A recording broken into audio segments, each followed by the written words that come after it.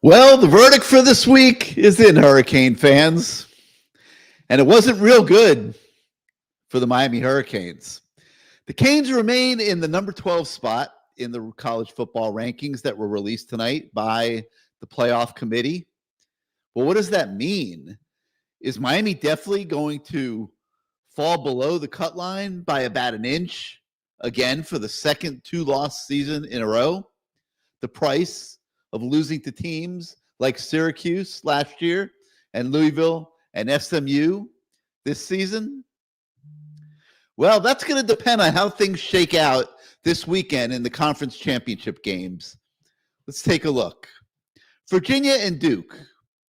If Virginia wins the ACC, they'll likely get a spot in the college football playoff, which would not be good for Miami because that adds another team to the mix, but they would be among the top 5 conference championship winners, and they would get a spot most likely in the playoff.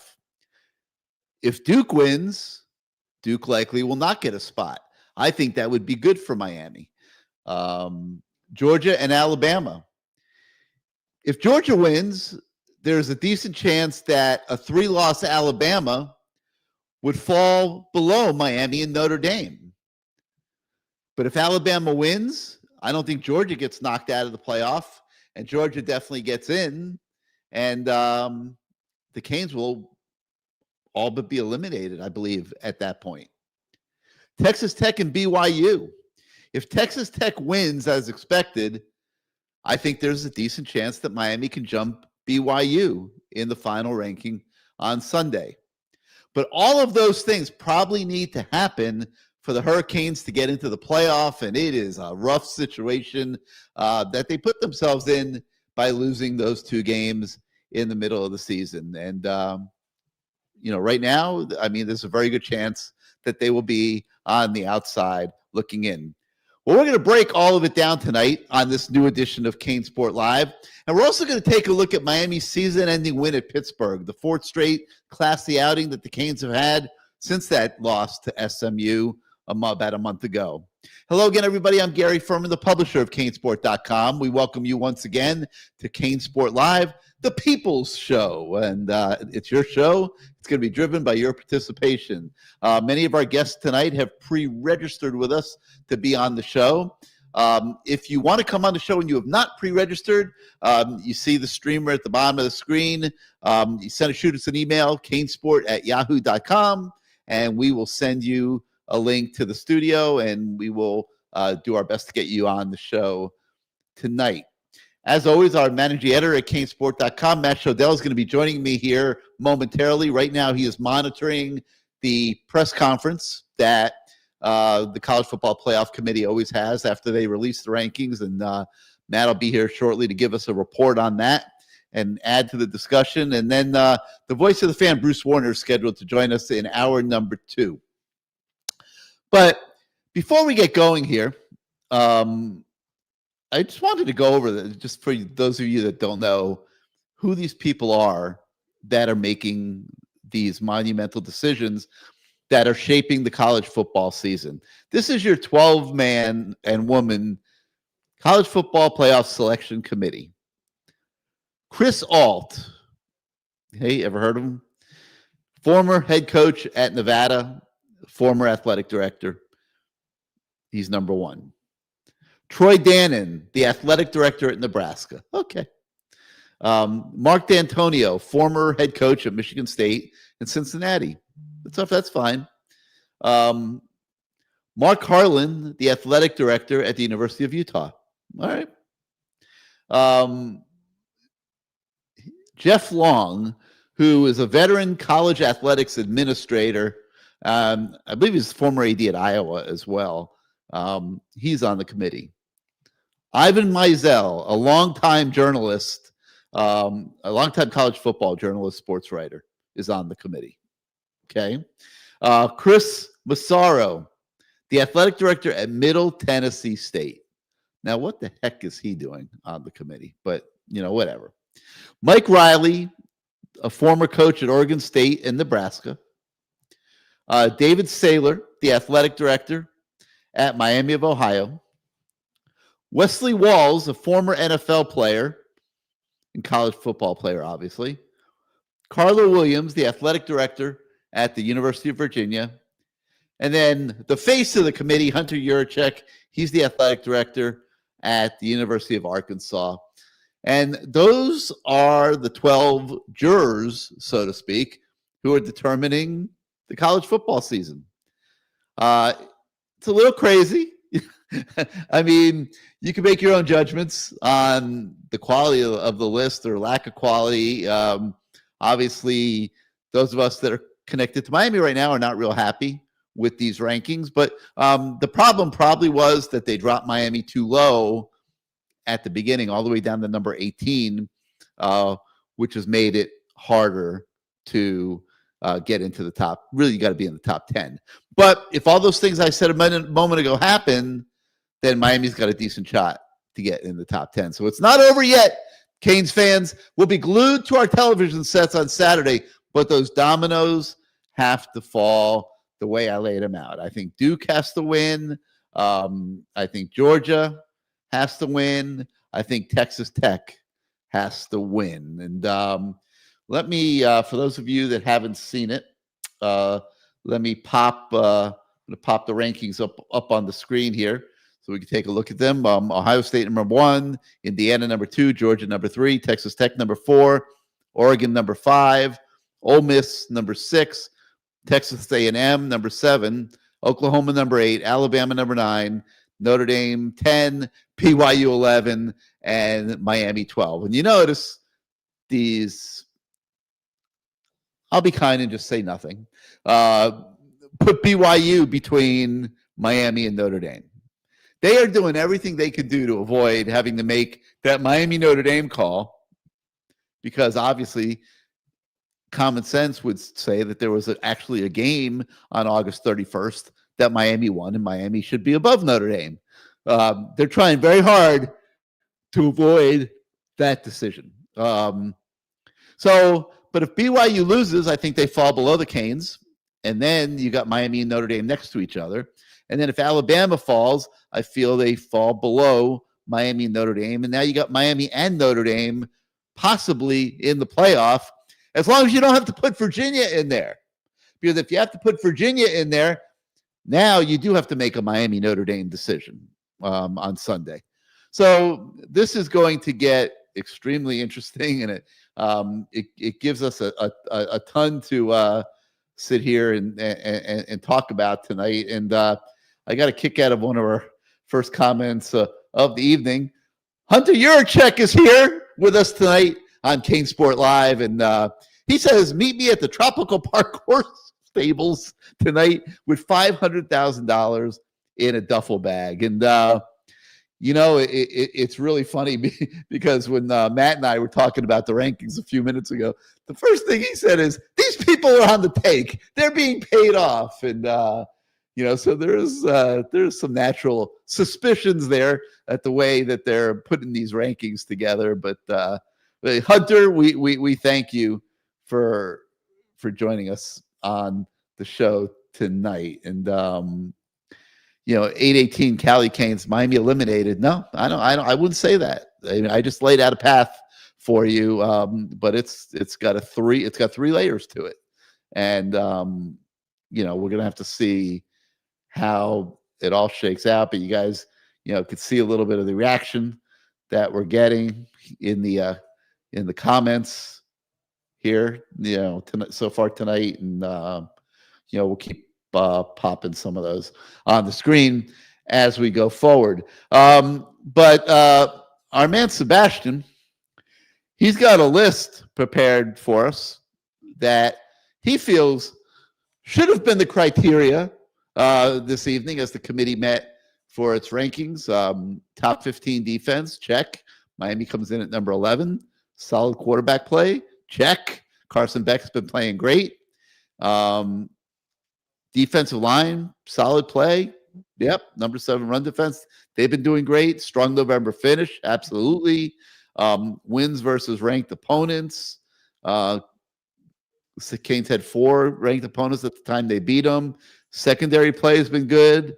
Top 15 ranking, check. Beating 4-0 against state rivals, playmakers, and team depth. Yep, I would say Miami checks all those boxes, Sebastian. So what do you think happened when the committee got together tonight? I just think they can't get out their way. They can't get they cannot get out their way. Um, the methodology they're going about with Notre Dame is just something that they just won't give. I think until the last week. That's right. I think the last week. I think in the last week. I think the committee is going to be able to say at the end of the day, these teams were so evenly matched. They were so close together. When we looked at their resumes, the only thing that we can say that really separated them is these guys met on the field. And when they met on the field, Miami won. And so to say, because Miami is a good team, Notre Dame's a good team. But when those two good teams played, Miami won. And if you're Notre Dame Nation, I mean, you could I don't know how distraught you can be at the committee when they say, I mean, we put the team that you lost to. I mean, that's just what it came down to. This thing about style points and fashion points and, who looks good, who doesn't look good. You can't say Miami doesn't look good. You can't say Right. Miami's Notre Dame's better than Miami. Well, you didn't beat us. If you look at this thing, I mean, there, BYU. If BYU loses, Miami and Notre Dame are right next to each other. Right. And so And you so you they, can keep throwing a whole lot of other things, but if I have to put a team in, you have to understand the credibility that will go out the window when everyone's going to say, why'd you put the team that lost in compared to the team that won? You can only keep saying how good. That's why I have my list. You can take a picture of it, of how well you think Notre Dame is and sexy there is. There's a lot of stats in here that Miami's better than Notre Dame in run defense they and got to pass save face. defense. They got You to you save know face. if you can say face all you want, but Notre Dame was in the playoffs last year. Gary, I just believe, and I think even if Alabama loses to Georgia, even if they lose by a field goal, I still think you got to put them below Miami. I Miami and mean, Notre Dame. Yeah, think about it. I agree. They, Totally. they were on the road struggling against an Auburn team who's fired their coach and had to go for it on 4th and 2. You Hmm. don't think they even think their margin for error was so small? And so they're going to play Georgia like this is their playoff game because there's no way that they're going to lose and going to make the college football playoffs. The only way I think this whole fallacy crashes down on Miami, and let me say it for the record, we've had a good season. There's just not a lot I'm going to complain about to be 10-2, to have a transfer quarterback, to have playmakers, to have freshmen show up, to have no issues with our run defense and our defensive tackles, to see Mario manage the game a whole lot better, to see our offense come alive, to see us have a strong November. I can go on and on and on and on and on and on. I think the only thing that's going to keep us out is if Virginia wins. Because if Virginia wins, I think that will give them the crack in the door to say that we had to put an ACC team in there, Yeah. and No, we but ended if up having Virginia to wins, they have to be in there. we had Yeah. to put Virginia in because they won their conference champion, and whatever the rules are, what the rules are. Miami didn't win their conference champion, and I Yeah, think and they that's put the way them they're at going to number get out of it. 17 right now to position them to do that if they win. Yeah, yeah, and so that's what's going to end up happening. Um, I look. If it's Miami and Notre Dame at the end of the day for the last spot, I think Miami's getting in. I think Miami's getting in because they're going to always be able to throw in Notre Dame's face. You lost to a good team, and the team the Well, team the we committee at put some in is point the team we has beat to them. do its job. I mean, they got to do their Yeah, job, yeah, and their job is not to ignore head-to-head competition. yeah. Because here's what's going to happen. What they run the risk is you will never get these non-conference games again. That's what's going to happen. I'm not buying that one, but Well, think about it. Why? And I've been hearing this over and over again for the last week, and I even put out a tweet tonight about it. Like, what makes anybody think Miami would cancel games against Notre Dame in the future because the 12 knuckleheads whose names I just mentioned didn't do their job properly? You're not I going to just like not play games in the I future don't, I don't against think they're good not going teams. to play games in the future, but you're going to devalue those marquee matchups. That's what I'm No, saying. no. I think what happens one year has nothing to do with the next. It's a different committee. It is what it is. I mean, these are the 12 people that have been empowered to do this, and I'm just hoping that they're playing a little gamesmanship here because they ranked Miami 18th in the first poll, which was too Yeah, low, and that was a yeah. mistake they made. And they've I, been I, showing I, preferential treatment to Notre Dame. But if it comes down to the final poll on Sunday and one spot, which it could if Virginia wins now, it could come down to one spot and between Miami and Notre Dame. And I mean Matt's gonna disagree with me, but yeah, no. I'm glad Matt's not on the show because Matt's probably going to just he's gonna be absolutely here in a lose minute. his. He's gonna be He's here in a going to lose minute. his stuff. Don't worry. I'm just giving his heart a little bit of a rest because Yeah, he just had to listen to these idiots do their conference call. He's gonna be here in a moment. But yeah, it's like I just can't. I'm going to give people the benefit of the doubt until the yeah. very end when they prove me wrong, and I've been wrong before because of it. But I'm not going to let having been burned in the past affect my opinion tonight. And I think that if it comes down to Miami or Notre Dame for the final spot in the bracket, that they would then at that point have to say they played head to head, and Miami goes above Notre And Dame. Miami won, and that's where it ended up. There's a couple other things I wanted to talk to you guys about tonight. Number one is I want to give some big kudos to some players I thought that stepped up in the last part of the season.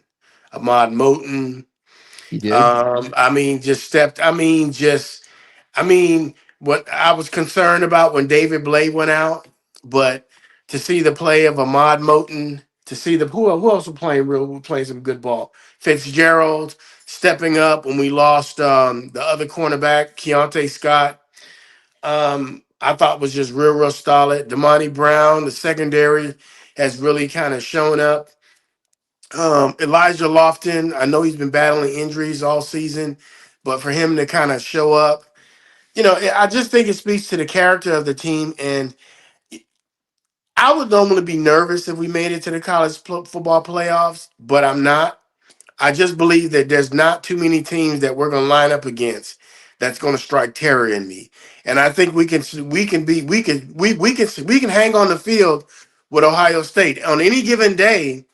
you know, your number could be called. And I just don't think any other teams that's ranked above Miami that we don't have the offense, the defense, the coaching, the depth, and all the things that you need, all the essentials to not have a strong college football playoff run. Your thoughts? Yeah, I mean, I think if Miami gets into this thing, that they're very dangerous. There's a lot of similarities to like Ohio State of a year ago, and it's a shame that they lost both of those games and not just one of them. And they're not in automatically, but yeah, I mean, if they get into this thing, I mean, I think everything you said is true. I mean, players have stepped up; they've looked very good late in the season. They've got offensive and defensive balance. Both teams, We're gonna have more depth. We're gonna have more depth because we're gonna get some players back. yeah, you got a It's gonna couple be a players little bit coming more back. depth. I mean, Yeah, I don't know if that's as big a deal as Mario's making it, but they'll get Blay back and God, there's one other guy coming back. I can't remember. Frederick, OJ Yeah, Frederick. OJ Frederick. Yeah, Yeah, we yeah. may end up getting So, Frederick so, back. so yeah, I mean that'll definitely help. I mean, I think this is a team that's built for the postseason. I think they can do very, Yeah. very well, but they got to get in, and to get in, all those things I said at the beginning of the show, I think have to happen. Yeah. My last comment is going to be tonight is signing day is tomorrow. Um, two questions. Do you expect any surprises like we're going to lose kids that we should be really concerned about? Number one. And then number two, do you think we're going to sign most of the kids that we have committed? And Yeah. is there a shocker? Is there going to be like a what's the guy that's committed at Oregon that we've been really trying to get, the defensive lineman from Mobile? I can't think of his name. Yeah, we're not expecting that. We're expecting Miami to get Karsten Bush, the Okay. linebacker. That's coming. That decision's coming tomorrow. We think Miami's got a really good shot there. Let's see. The real drama today was Lane Kiffin taking a Yeah. shot, taking his best At shot Waters. at Waters. Yeah. And that's live. I mean, that's a live situation. And then the other one was James Franklin. Yeah, trying to get the D tackle that was committed to Chakua, whatever their name was, Yeah, from Isaac Shakura. Yeah. Shakur. Yeah. So James Franklin's trying to flip him, but we haven't gotten any signs that either one of those is going to actually happen. Teams always take shots on the last day. I'm sure Miami. What about Mallory? What about Mallory? We're going to hold on to him from Auburn. Think so. We're going to hold on to him. So. What was the last kid I was going to think of? Oh, what are our chances with Lattimore, the running back? You think that's We're a waiting, possibility? man. We've been on that all day. We're waiting for a decision there. We think that the chances are growing for Miami because if they weren't, he would just say, I'm not going to Miami. I'm going to Wisconsin. But I mean, he's not. So we were told about an hour ago that no decision's been made yet. I think that's good for Miami. Okay. Hey, all in all, I showed you my list, Gary. If I'd have started the season and these were my question marks, and I was going to get checked on all of these, I got to give Mario an A this year. I mean, I'm not giving him an A plus. He doesn't get the super A, but I mean, he has an A grade. I don't know if we're going to get in the college football playoffs because those are the things we cannot control. But these things are what I think we needed to go into the season with, and I think he worked on these things. And my hats off to him. What I Nice. will say is, be careful to the team that if Miami gets in the playoffs, that they would have to face. That I would not want to draw a Miami team because think about the motivation they're going to have. They didn't even think we were worthy enough to be here. You don't have to sell a lot to those players that's going to be in that locker room, and it's going to be like, you know what, Well, you just gotta show them. Right now, it's looking like it would be Ole Miss. Imagine that drawing Ole Miss in the first round, having lost Lane Kiffin. Who knows? But what I heard that they're letting Charlie Weiss call the plays. It doesn't matter. Compromise them. It doesn't matter. I would not want to be the team that has to draw Miami in the college football playoffs. Right. That's all I'm gonna say because there's just so much you have to worry about. But Gary, you and the team has done great work this week. Thank you, glad man.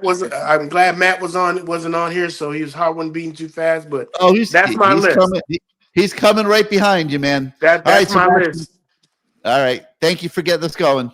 Appreciate it. Hey, I'm gonna have to bump you from the studio, okay? So you gotta go watch. Man. Go to CaneSport.com and click on the link. You'll watch it on the front side. Cool. Thank you, my man. Yep. All right, let's bring in Matt Shodell. Has the pulsometer calmed down after listening to those idiots for the last half hour? They're the worst. And I think we played Texas A&M, right? We'd be the 10th seed if we get in, not the 11th or 12th. Well, it could be 10th or 11th. I mean, it doesn't really matter. 11th because if Miami and Notre Dame are an ACC team and a Group of 5 team behind us, we're going to be 10th if we're in. Oh, you're right. Good point. Yeah, good point. I'm playing Ole Miss. But yeah, I mean, these people, like, I'll give you guys a sample of what was said because they had a half-hour teleconference afterwards. Here's what they said that's relevant to us. They said that what was said last year was that teams that don't play can't flip-flop each other. That's what they said last year, right? Because remember, Alabama was ranked ahead of Miami by a spot, and we're like, oh, they'll move in the last week, right? And they're like, no, that's not. The rule is you can't. After the season ended, they changed the rule without telling everybody in the offseason. And then they unveiled the rule tonight when they were asked about it. God forbid they actually tell anybody in advance, like, hey, just so you guys know, this is a rule we passed in the offseason. So they were asked about it. Hey, is this still the rule? And they're like, oh, no, in the offseason we changed it. It's not specific to Miami and Notre Dame. It just happened to be a change in rules. It doesn't mean Miami's going to flip-flop with Notre Dame. But they were asked a lot about the Notre Dame thing. And so they were asked, why, and this is Hunter Yurachek, who's their committee chair. I think there's 16 people on the committee. So he's asked, Miami beat Notre Dame. Why, they're in the same grouping. Why is Miami not ahead of Notre Dame? It seems to be happening with other schools. And he said, well, that's just a data point. Like, he downplayed it. Like, it's just a data point out of many data points. Notre Dame's won 10 games in a row. Their offense is explosive. He starts going on about Notre Dame. Then he says, and Miami, they lost 2 out of 3 when we started the rankings. They were 18th. They've been the highest climber up to 12th. Like, we've been very respectful of Miami, blah, blah, blah, a bunch of nonsense. And then he's later asked, remember before, and this is really funny because someone posted it. I didn't even realize it at the time until I posted it on the message board. But remember, it was all about the grouping. Once Miami's in the same grouping with Notre Dame, we'll consider head-to-head. Remember they said that? And then they said, oh, yeah, they were in the grouping, but Notre Dame's just better. So now they're asked about, well, what if they're next to each other? What if they're 10 and 11? And he's like, yeah, we might look at that closer, like, which is it? Like, they were in the same grouping. Now, if they're back to back, they look at it closer. He says they're in the same grouping with Alabama, BYU, Miami, and there's one other, whatever the other school was. And he's like, we felt BYU and Notre Dame were better than Miami. So then he's asked, well, is their resumes better? And then he responds, the top 14 teams, their resumes are all the same. They're very hard to decide. This is like a politician. This is like the dumbest answers. Why even have a press conference to give no information? He literally was asked at one point if Texas is eliminated from the playoffs. He refused to say Texas was eliminated. Texas is 13th. They're definitely eliminated. They can't get in. There's no path. He wouldn't even say that. He literally wouldn't even answer this Texas reporter's question. Hey, just to make sure, Texas is out of the playoffs, right? No, we don't know. There's 5 teams that are automatic qualifiers, and there's 7 at larges. I can't say anybody's eliminated. Like, why are you having a press conference to treat us like a bunch of kindergartners? Just answer the damn questions. These guys are ridiculously bad. They all need to be replaced. We need a new system. Like, this was the last straw for me. But anyway, so here's something else that they said. This is a bad sign for Miami. It was bad enough they moved Alabama up, because essentially what they're going to do, in my opinion, is they're probably hoping Bama and BYU win. They don't have to deal with it. But they moved Alabama up, even though Alabama's barely won 3 of the last 4, lost 1 of the games, and Notre Dame's been killing everybody the last 4 games. They still moved Bama ahead of Notre Dame. He says it's the most intense discussion they've had in years, and it went over in time because of all this talk about where should they rank these 8 to 12 teams, the teams ranked 8 to 12. My personal feeling is they're trying to set it up because they already are feeling, obviously, the public backlash against them, right? It's obvious. If they move Notre Dame up to, what do they move them up to, 9? Or what are they, 9? I can't see on the thing there. Yes, they moved them up to 9 from 10. If Alabama was 10th and lost to Georgia, right, they probably fall a couple of spots, right? If you lose in the regular season, you typically move down. I think they got to drop to 12 if they lose. Texas A&M moved down 4 spots, for instance, right? But in the postseason, it's different. They have specifically said they don't like to punish postseason losers, but they will consider it as another data point, right? And he was asked again about it today. Is Alabama definitely in? He wouldn't answer. Is Alabama out with a loss? He wouldn't answer. Okay, but by moving Alabama to 9th, he's leaving the possibility that with a loss, if they look not terrible, they get left in with 3 losses into BYU spot and keep Miami and Notre Dame 1 spot apart. That's what they're clearly setting up to do, to make it not something where there's this massive outcry, like, how could you, right? Oh, well, Alabama lost, but they looked okay. They were the SEC runner-up. Like, you literally see the wheels turning by them moving, for no reason, Alabama ahead of Notre Dame. And then he also went on to say that Alabama and Notre Dame, they had this intense discussion. He literally said that a bunch of committee members think that Notre Dame belongs ahead of Alabama, and a bunch of them think Alabama belongs ahead of Notre Dame. And he didn't mention Miami in that, which to me essentially means, without him saying it, like, they think Notre Dame and Alabama are similar. If Alabama wasn't playing this weekend, they're in the playoffs. So if these committee members, if half these committee members think that these 2 schools are even, it's common sense. Notre Dame's in the damn playoffs. Like, he could have just freaking said it at that point. He made a mistake when he said that, because he told us Notre Dame's in the damn playoffs. when he said that half of these committee members or a bunch of these committee members see Alabama and Notre Dame as equal. Some of them see Bama ahead, and the other ones see Notre Dame as better than Bama. And Bama's in the playoffs if the season ended, and Notre Dame's season has ended. So that's super frustrating. Here's a little bit of a problem. It was just such an awful. It's an awful system. These are awful people. This Juracek guy is the worst public speaker I've heard in my life. To say Texas, to just not say that Texas is out, like what does he think we're morons? I mean, well, I am, but not everyone else is. Here's one problem. Okay, Hard Rock Bet actually put out a tweet tonight saying that if Miami and Notre Dame were to play again on I believe they said a neutral field, that Miami would be a 5-point underdog. So there is this perception, which I think is absolutely absurd, because I was at that game on August 31st, and I thought Miami. The problem was Miami let them back in the game. I mean, Miami was. By the way, Notre Dame was favored in that game, so like we could still win even if they are favored. Who cares if they're favored? I don't see why that's a big deal. Well, the point is that there's a public perception out there that Notre Dame is much better than Miami right now, and I don't know if that's accurate. I mean, Miami's I think Mario's right when he says Miami is a better team today than it was August 31st. Well, by the way, Notre Dame.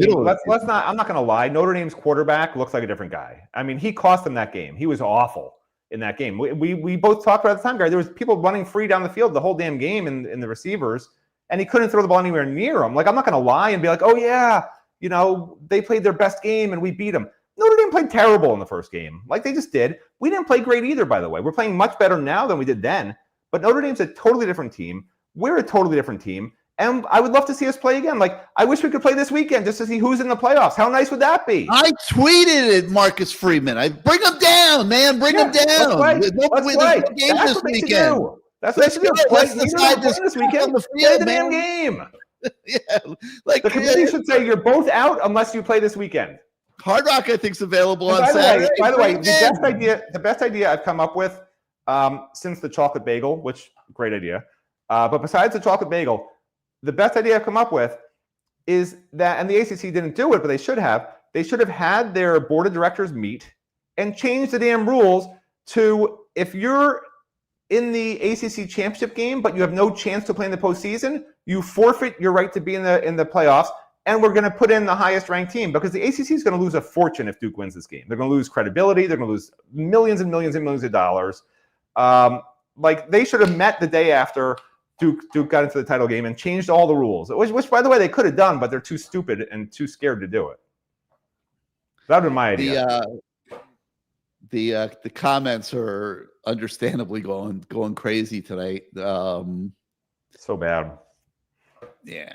I mean, just treat everyone the same. Like, don't treat Miami worse than anyone else. Don't treat Notre Dame better. Notre Dame has this built-in image, and like, they obviously look. If people don't think the TV networks and the ratings and the Notre Dame whole thing, like Miami gets good ratings too, but let's face it, Notre Dame is a brand just like Miami, and people like having Notre Dame.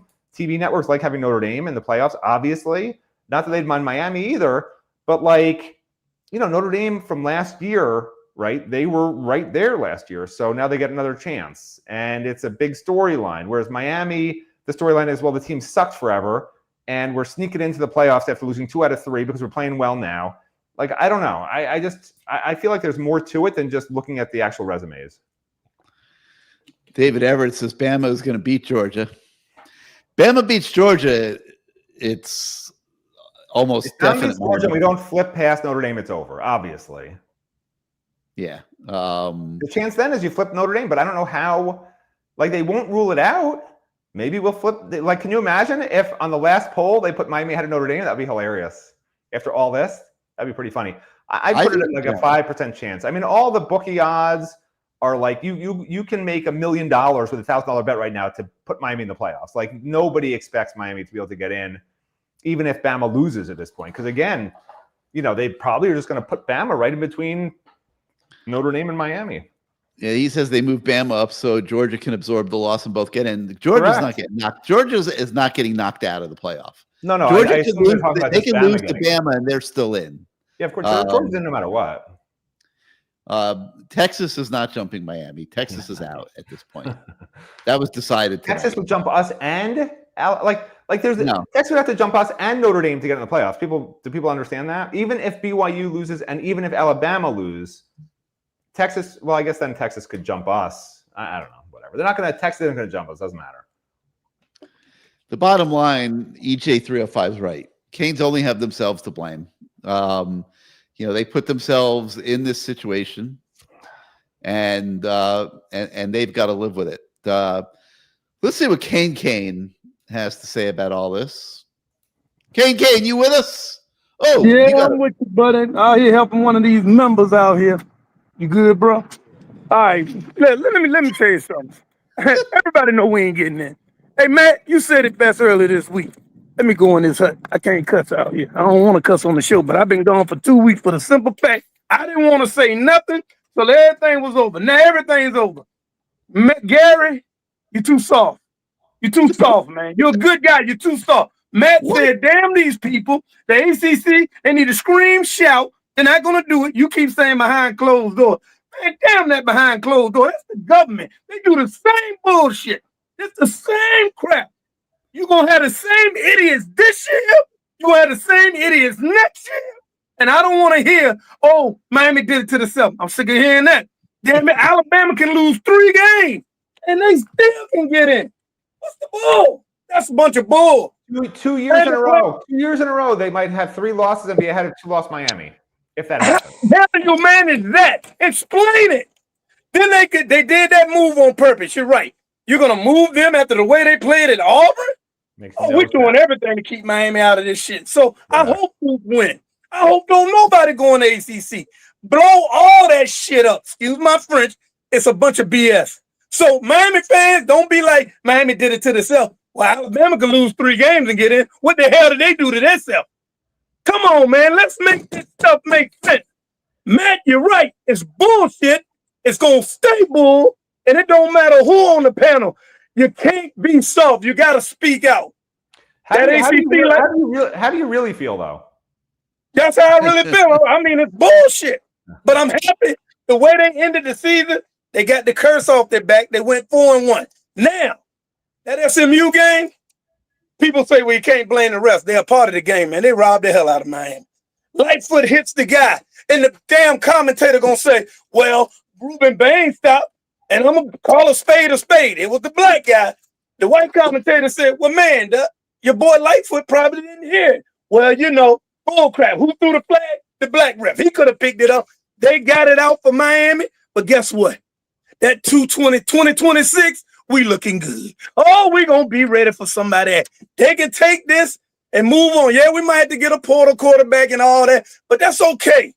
The way this team has changed and the way Matt told Shannon get his head out his ass, oh, you did a great job, boy, because he got it out of his ass these last 4 games.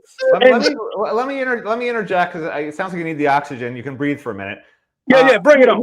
Here's the problem, okay? Miami joined a conference that's all about North Carolina, the state of North Carolina. It's based in North Carolina. All the teams traditionally are from North Carolina area. They don't want Miami. They don't want Florida State's closer to North Carolina than us, but they don't want these teams that aren't from their area to be constantly great. And you see it every damn game. These refs, and the refs are hired by the ACC to ref games. Right. And the ACC is based in the heart of North Carolina.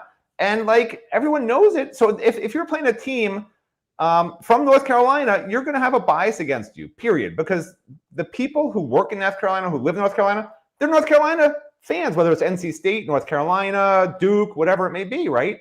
Right. They may not even realize it, but there's a predisposed bias when you're a fan of a team and you're also a referee. And you can't convince me that these referees aren't also fans. They got into this sport because they love sports. They're passionate about sports. I agree. And they are rooting for a team. I would like to have full clarity. I want referees to fill out a form back when they're 20 years old that we can see, who am I rooting for? Who's my favorite team? And never have them ref those teams, ever. Understood. Ever. Understood. There needs to be total transparency. Just like when we bomb ships in Venezuela and we kill everybody on purpose because we want to murder them all. Let's get the transparency in the refereeing ranks. What's so hard about that? Because these calls against Miami constantly are blatant, obvious, and it's a pattern. It's not like once in a while. It's always it's every Miami. week. Always Even against in the Miami, Pitt until game. the final game when they actually needed the money. So now they're helping Miami against Pittsburgh for the first time ever. They tried to rob him then. Remember on the 4th and 1? The running back did not get it. The ball was behind him. His head crossed the line. But hey, neither here nor there. They had a great season. We're gonna get better. But like Gary said, we gotta get out of here. We gotta scream, shout, because no matter what go down, I hope Duke lose or win. I don't give a damn. But it's just ridiculous how they do Miami. And like I said 10 weeks ago, we irrelevant as hell, but they hate us. Everybody hates the U. Yeah. No way Notre Dame should go in front of us, but whatever, right. man. Another story. I don't want to rain on your parade a little bit, Kane. And I know that's our thing. Everybody hates the U. Everybody's against the U. It's true. We lost to Louisville and SMU. Wait a minute. We just said I'll take the Louisville loss. That SMU, they stole that shit. Jennings fumbled on the first play of the third quarter. He fumbled. They said no. Come on, pass to the finish. They said your boy held somebody. Don't go. I was there. I saw it. It was a nightmare. I was standing right there. They tackled JoJo Trader in the end zone in overtime. You were too damn soft. You gotta get man balls. Stop the bullshit. Be like Matt. Matt is angry. Stop giving them the benefit of the doubt. There ain't no benefit of the doubt. We come to Miami.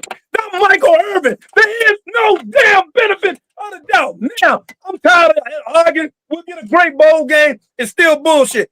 Hey, can Chase Smith, can he apply for another year? Because he been playing his ass off. Who? Is it any way? Who? Chase Smith. No, I don't. I think he's already had 6 years. Yeah, 6 years. I know he had them injuries and stuff. I just wanted to ask because he's really coming into his own now. But hey, the tight end got 9, so you never know. Yeah, you never know. But hey, man, we're gonna be all right. We'll see how this weekend play out. Hey, Matt, I'm with you. Damn these motherfuckers. Okay, I'm gone. Love to you. 305. Goodbye. All right, Kane. Thanks for coming on the show. Obviously I feel the same as everybody, but I also understand, we did lose to Louisville and SMU. I mean, and we put ourselves in this situation where, you're sitting here in a freaking mess at the beginning of December. It's a nightmare. We'll see what happens this weekend. Matt, when you and I were talking, you made a comment, and Beggy Burrs here is bringing up a similar thing. The College Football Playoff Committee is as crooked as a money launderer. And you felt the same way, like somebody's being paid off to make these rankings the way they are. And, why do you feel that there's that perception? Well, there's so much money at stake. I mean, I don't know if they're getting paid off, but college football is a business, right? And I think, what are these athletic directors, these 16 people, right? Is that what they are? Some of them are. Right. So athletic directors and presidents at their core, I understand that they are in charge of different programs and hiring, blah, blah. But at their core, they're fundraisers and they're schmoozers. They don't want people to hate them. They want to be popular. And it's probably a very unfamiliar position to them to have everybody hate them, and you suck. And the vitriol they're getting is pretty crazy. And I think they're a little bit scared. Picture if you were on that committee, or I was on that committee, or any of you listening were on that committee, right? Would you be willing to move Miami ahead of Notre Dame at this point? After you already have all the vitriol from Miami fans, now they all hate, Miami fans already hate you. So now you're going to flip it, and now Notre Dame fans are going to be even more. Yeah, but they don't have a beef. They lost to Texas A&M and Miami. We're not talking about Notre Dame fans. We're talking about the Pope. The Pope's going to come for you, bro. They lost to Texas A&M and Miami and have beaten nobody that's in the playoff. It's clearly not about wins and losses anymore, because for them to have moved Alabama ahead of Notre Dame off of a 7-point win against a bad team is when Notre Dame, obviously killed a bad team, but it makes no sense. Some of the things they do make no sense. Miami being behind Notre Dame, behind Notre Dame makes no sense. So you have to think, well, why are they doing it, right? Alabama, traditional power, usually in the playoffs, right? The SEC conference power behind them, right? Notre Dame, obviously massive international draw. Not that Miami isn't again, but Notre Dame has that panache right now, right? They were in the title game last year, et cetera, et cetera. The committee clearly wants those two teams in the playoffs.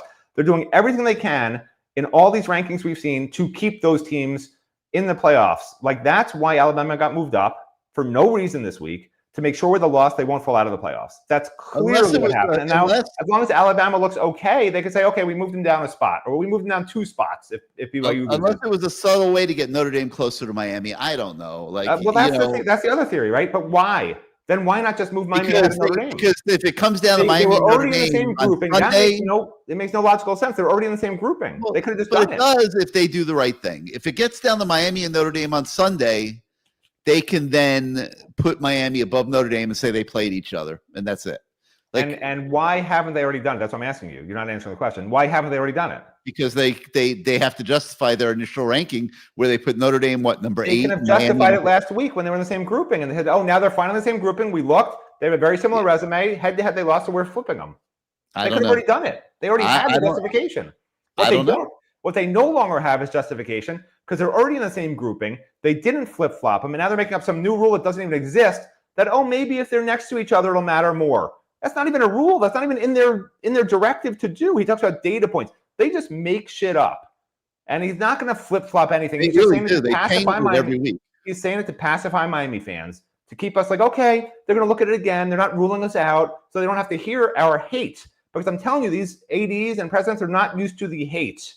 And they want to get it off their backs and make everybody happy. That's what they're used to. They're used to everyone sucking up to them and being happy. And they're used to asking people for money. That's all they do.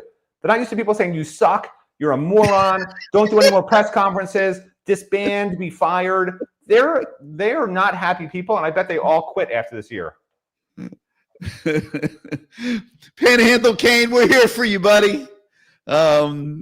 I would play Mary J. Blige Therapy, which used to be our theme song, but we almost got kicked off of YouTube for copyright infringement on that one. So can't play it anymore, but you could kind of like imagine it in your head. You could play it on the side, but we're here for you. All right. I'm just dying to hear what Greg has to say about all this. So there's the angry man himself. Greg, welcome back to CaneSport Live. Lay it on us, man. What do you think? What do I think? I think I got plenty to say. Number one, Gary, by the way, Charlie Weiss went with Lane Kiffin, so he ain't going to be calling any plays. I know that, but I believe they cut some kind of deal today and I'm not 100 on this, but I think they cut a deal today that would allow Charlie Weiss to call the offense in the playoff. Okay. Are you aware that the commissioner of the ACC has 2 kids to go to Notre Dame? Yeah, I heard that today. Yes. Oh, okay. I did hear that. Yep. Now, let me ask you a question. If Alabama gets beat by 2 touchdowns and they already got blown out by Florida State and have 3 losses, how the hell are they ahead of Miami? You explain that. I think 2 touchdowns will be enough to move them down below us. I really do. Okay, so wait a minute. And if Vanderbilt gets blown out, we'll be right next to Notre Dame no matter what, right? Vanderbilt's not playing. Vanderbilt's not playing anymore. If I were on the committee, I'm Greg, sorry, BYU I'm talking about. Yeah, BYU they would drop, I believe. And if I were on the committee and Alabama loses to go to 3 losses, I would move them down too. I can't promise you that this committee is going to do it, but that's what I would do if I were on the committee. Well, how come last year they didn't put Alabama in with 3 losses against a crappy SMU team? They would have, except there was an upset in the ACC title game and Clemson wound up winning. So Clemson got in automatically, or else Alabama would have been in ahead of Miami. Okay. In other words, they didn't drop SMU much because they don't like to punish these conference title game losers. That's what we keep talking about. You don't think Kirby Smart would like to knock Alabama out of the playoff? He's like 1-9 against Alabama. Yeah, they're not trying to help the SEC. No, they don't like each other. There's no chance. Okay. I did a little research. I believe the SEC is 4-4 against the ACC this year. I think the ACC actually has a winning record this year against the SEC. Oh, they do. Oh, Yeah. okay. I'm sorry. I didn't know that. Sure. Okay. Now, as far as the ACC standings, the 5 teams that had 2 losses, their record against each other. Miami was 1-1. So was Georgia Tech and SMU. Yeah. Pitt was 0-1 and Duke was 0-1. How the hell did Duke get into with 5 freaking losses? How did that happen? They won't. No, how did they get into the They got into ACC championship the game? championship by the tiebreaker. It was a calculation of the winning percentage of all the teams they played. Yeah, I can tell you. But they didn't beat any of the teams that they were tied with. I'll look it up and I'll tell you. Matt, Hold on. did the ACC post that? I'm going to look it up right now. Okay, Duke. It's based on conference opponent win percentage of 500. So it was Georgia Tech, Miami, Pitt, SMU, and Duke. When you look at all the teams that are common opponents, they emerged because they had a 500 winning percentage against those, and I guess the other ones did not. Oh God, that's some way to. It's insane. Yeah. Okay, a couple more quick ones. Okay, every other team that has the same amount of losses in the top 12 is ranked higher than the other one, and they won head-to-head. Texas Tech, Oklahoma over Alabama, and Georgia over Ole Miss. But in Notre Dame, Miami, it doesn't count. Okay, two more things. Matt, you claimed that next year would be our best chance to compete for a title. Yeah. This year was our chance, okay? Because we know we had the quarter. Would you have said that a month ago? Yes, because Mario and his crappy decision to stifle the offense cost us against Notre Dame, Florida, Florida State, SMU, and freaking Louisville. If we would have had this offense going, we'd be 12-0 right now. Listen, I predicted 10-2 in the playoffs this year. I was only off by Notre Dame. I was off by Notre Dame much. Okay. But next year, and the reason I think next year is we're still in the transfer portal Mario Cristobal teams. And yeah, we'll have a transfer portal quarterback next year. But next year's the first year that I believe, because this year we had half our starters were transfers, right? Last year, a ton of our transfers were starters. Next year's going to be the first year where a vast majority of our starters are going to be actual handcrafted, like fine bourbon, Mario Cristobal recruits. And I believe in Mario as a recruiter and developer, which is why I keep saying next year, I know it's a tougher schedule, but that's my rationale for why I said 2 years ago that this year's 10-2 in playoffs and that next year is going to be a run for the national championship because of that, because that's where I saw it going, right? 5 years here, 4 years of classes, fourth year guys that'll be recruits developed, and that's where it's looking, right? You got Malachi Toney, you got Gerard Pringle, you're going to bring in a top quarterback. The offensive line, I'm not even worried about it, even with a bunch of guys leaving, because we know what they do at offensive line, right? Defense already is going to have tons of defensive linemen back, even losing those 2 top guys, right? Linebacker is stacked with young guys that are ready to burst through. Plus, remember, at defensive line, in addition, we got Armando Blunt, we got Justin Scott. Wait till you see Hayden Lowe. I mean, that defensive line is going to be sick next year. And in the secondary, a lot of these guys are back. So, Xavier Lucas, Poyser, this team is stacked for next year with guys who are going to be returning, not 11 new starters from some other programs. That's why I said it. That's why I believe it. And that's still what I think is going to be the case. Did you see our crap home schedule next year? It's a tough year. It's a disgrace. It's a tough schedule. A tough schedule? What are you talking about? A little bit, though, because they're going to 9 conference Central Michigan? Yeah, I'm not talking about the home schedule. I'm talking the overall schedule. Yeah. We'll have to see what they do. Clemson on the road? Yeah, but we got to see how they adjust to 9. It's going to be terrible or whatever. But we play Notre Dame on the road next year, right? Unless we can actually cancel that. Yeah, they should. Canceling that. Stop with the canceling Notre Dame games. It's not happening. Notre Dame games. Texas said they might cancel the Ohio State rematch. How about that? Yeah. They're not canceling good out of conference games. You Oh, have to we'll play those. see. Well, I'm not okay. By the way, Gary, how'd Ruben Bain play last week? Much better. Yeah, good Oh, question. because he's going to be a No, top no, 5 wait, pick, time like out, I time said. out. Kind of massively better, Greg. And here's what I'm going to ask you. Didn't you notice the difference? The real Ruben Bain showed up at Pittsburgh. Oh, maybe he was watching the show. Maybe. And you because I'll tell you inspired what, him. you look like the Ruben Bain of the first part of the season on Saturday up there. And I noticed it from the first snap. And if it's noticeable, that means I was right about that. And a lot of people, by the way, you know what? A lot of people agree with me. I take it back. Look, as you look at next year's schedule, there's only 2 tough teams the whole year. I mean, FAMU, Central Michigan, BC, Virginia Tech, North Carolina, Stanford, Wake Forest. None of those are particularly good. Hey, but You've got, remember, like Pitt, you're going to FSU, Notre Dame, and nine-game Clemson. ACC schedule. It's going to change Clemson's a not little. good. ACC schedule I is don't just a know if little they're going easy. to keep it that way. They may change their things around. Oh, okay.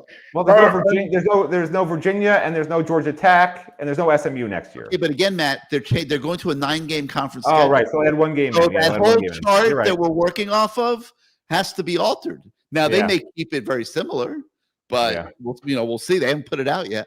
Yeah, that's a good point. I want to give you the name of the quarterback we should be pursuing for next year. Byram Brown from South Florida. He's not bad. That guy is a dual threat, and he's really improved this year. He's okay. Oh no, he's very good. He's very good. I think this He's Arizona not State Cam kid is Ward, who they'll go Carson after, Beck. Levitt, but we'll see. He's What'd you he's say? not, he's I think they'll go after the Arizona State kid, Levitt. We'll see. Oh, one of them love that it. they're Okay. considering. But you know, Brown is not Cam Ward, Carson Beck level good. Oh, okay.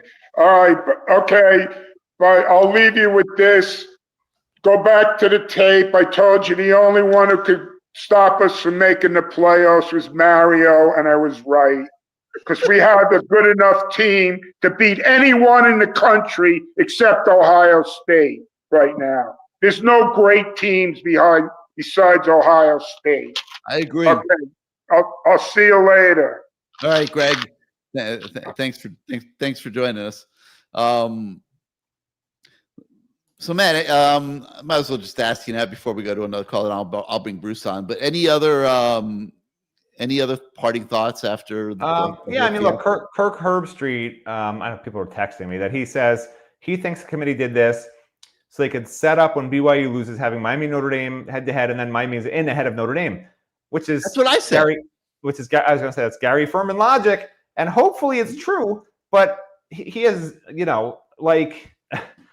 I have been watching this committee, dealing with this committee, listening to this committee forever, and trying to predict what they're going to do, generally speaking, is very clear when you look at the previous week's ranking. Like, if you remember, every single week, fans are like, we're moving up to this number, moving up to that number, we're going to jump this team, we're going to jump that team, and it never happens. And that's not just at Miami, that's at other schools too. This committee clearly doesn't just sit in a room and start at a blank slate and go through everything like they say they do each week, where they're supposed to write down 30 teams and then who has the 30 teams in common. No. They're taking the previous week's rankings and they're looking at each team and saying, should we move anybody up or down? Okay. And why? And next week, when they sit down and BYU's lost and they say, should we move Miami ahead of Notre Dame? Right? The same conversation they probably already had 50 million times when they ranked these 4 teams in the same grouping will happen again. And the writing was on the wall when they said they see Miami, when they said they see Alabama and Notre Dame as the same resume, the same team. They couldn't decide who to put ahead of who because they're so similar. And so it's nice to get clicks and it's nice to get mentions for ESPN guys to say, oh, this is what's going to happen. I get it. But they've been saying it for 3 weeks, and it hasn't happened. I think they're still playing the whole thing. ESPN has had Miami in their playoff bracket. They had them in the playoff bracket for 2 straight weeks, and I kept trying to tell people it's impossible because they don't even have a group of 5 team in those 12 teams, and that group of 5 team takes Miami's spot in these brackets they keep putting out. They're trying to get clicks, they're trying to get attention, and it's not right, and they're as bad as the damn committee for doing that. Like, play with reality, not with pie in the sky. I want clicks and I want attention. Because the fact is, this committee has it out for Miami. There was no reason. What Kirk Herbstreit should be saying is, why the hell is Alabama being moved up to hell? How does that help Miami exactly? Because if Alabama loses, they should go behind Miami anyway. And if BYU loses, they're going to be neck and neck also. Like, his whole point was that they moved Alabama up to help Miami and Notre Dame be head-to-head, but it would have helped Miami more to be head-to-head with Notre Dame just by BYU losing. If Alabama wins or loses, they're moving up or down. So what's the difference? Why are you really moving Alabama up, committee? Because Kirk Herbstreit clearly doesn't understand how this works, okay? And him and I are best friends. Since we never talk to each other, we're better friends than anyone I talk to, because people I talk to don't like me. So the fact we never talk makes him my best friend. But what he said makes no sense, because moving Alabama up does nothing to help Miami. It only hurts Miami, because now Alabama has to drop further if they lose. Whether they won or lost, it wasn't going to affect Notre Dame's spot, because Notre Dame, if Alabama wins, they're going to be ahead of Notre Dame anyway. And if Alabama loses, they're going to be behind Notre Dame anyway. So that has nothing to do with it. If BYU loses, they're still going to be it's still a Notre Dame Miami last spot neck and neck thing potentially, regardless of Alabama. So if his whole theory of them moving Alabama up to help Miami is a bunch of what Kane said. They're I'm letting not say it, it because that's a letting Kane it term. play. I don't Listen, say those words. I think I'm with Herbie. I think they're letting this thing work itself out. I think His point was they moved up Alabama to setting help it up Miami. where if they have to make, they can't just say. His point is they Miami. moved up Alabama to help Miami. That's not why Alabama moves up. That's all I'm saying. No, I think Alabama moving up to 9 doesn't really matter, because That's what I'm trying to say. Unless they're doing it to manipulate Alabama staying in, even if they lose, and I think that is a crock of BS. Well, that hurts Miami. That's what I'm trying to say. If they're doing that, they're full of crap. All right, you're not understanding. Kirk Herbstreit said they moved up Alabama to help Miami be neck and neck with Notre Dame, but that does nothing to help that. BYU losing does that. Matt, they're moving closer together. I agree with Herbie, and I think they're playing games to save face, because they've moved Notre Dame. They made Notre Dame number 8 in the first ranking. Alabama winning or losing the conference title, they're still ahead or behind. They move either way. No, but just listen for a minute. Notre Dame was 8, okay, to start out. They've slowly moved them down as they've moved Miami up. They couldn't just say, "Oh, geez, we screwed up putting Notre Dame at 8 in the first ranking. We're a bunch of idiots." They've had to work this out subtly. Now, if Alabama loses, they go out. If BYU loses, they go out. And now you got Miami and Notre Dame next to each other, and now they can make the decision, which is the only decision to make. Miami beat Notre Dame. You have the entire national college football media that has lined up with Miami on this. I mean, this to me is the most shocking thing I've ever seen in 40 years. I mean, it's like for all of the college football pundits and writers to be siding with the Hurricanes in this conversation, to me is absolutely amazing. But this committee doesn't want to be looked at as a bunch of buffoons, which, if you listen to Matt, they already are, which he's probably right. But they don't want to be looked that way, so they got to do all this stuff subtly. First of all, you just make stuff up. Notre Dame began the rankings at 10. Then they moved up to 9. Are you sure? I'm looking at it right now. I remember them being 8. I thought they were 8. In week 10, they were 10th, and Miami was 18th. In week 11, saying Ohio State was 9? I thought I remember it being. In week 11, Miami was 15th, and Notre Dame moved up to 9th. Okay, then it was 9 and not 8. I'm sorry. You're just making up facts to fit your narrative that just aren't true. No. If I'm wrong about 8 and 9, it's okay. I thought I remember them being 8. But the point I'm making is they're moving Notre Dame closer to Miami, and if they're moving Notre Dame ahead, Notre Dame started at 10th. Now they're 8th. They're not moving them closer to Miami. They're moving them up. They're back at 10, Matt. They've moved them down this week. They're 10. I understand they moved them down. I've got the chart right in front of you. It's right there in the middle of the screen. I'm trying to explain to you why they got moved down. It's not to move them closer to Miami. It's to help Alabama stay in.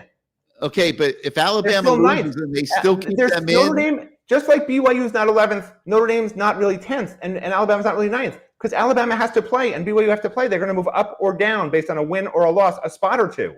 But if Alabama loses to Georgia, if they beat Georgia, they're in. There's no argument. Let me talk for a minute, because you haven't stopped talking. I got to leave. Hey, you talk for a minute. You've been talking for the last 45 minutes. You're not understanding.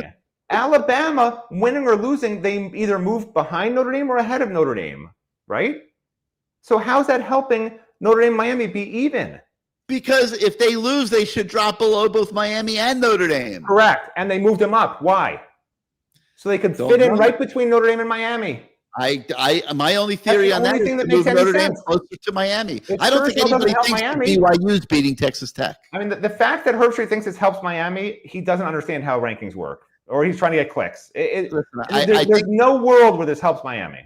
I think the only thing that matters is what happens in those 3 games that I mentioned. You weren't on, but beginning of the show, I said Duke has to beat Virginia, because if Virginia wins, they now suddenly claim one of these spots and they jump in there. I said Texas Tech has to beat BYU, which knocks them out of the top 10. And then I said Alabama has to lose to Georgia. Duke has nothing to do with it. Huh? The Duke game has nothing to do with it. But. Well, if Virginia wins, Matt, they're claiming one of the spots. What does it matter? It's a group of 5 team or Virginia. Who cares? Virginia would get it. They're ranked number 17th right now. They're ahead. Why does that matter? It's them they're or ahead of James Madison. Because if Virginia wins this ACC championship game, they're in the playoff. What does that matter for Miami? I'm asking you. Because they're taking one of the spots that right now they're not taking. I don't understand. It's either them or a group of 5 team. You can put them anywhere you want. They're in the top 10 if they win. In the top 10, they might be 11th or 12th. They are in the playoff. Yeah, they could be 11th or 12th. Yes, but if they're not in, do you understand who's in instead of them? I don't think you understand this. Well, Duke's not going to get in instead of them. Correct. So do you know who gets in? Because I do. Huh? I know who gets in instead of them. Do you know who? Well, you're going to say James Madison. I don't know who, but it's a group of 5 team. It's the top ranked champion from a group of 5. Yeah.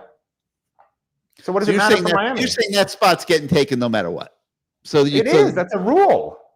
There's 5 conference champions that are just taken, and then 7 at larges. That's the rule.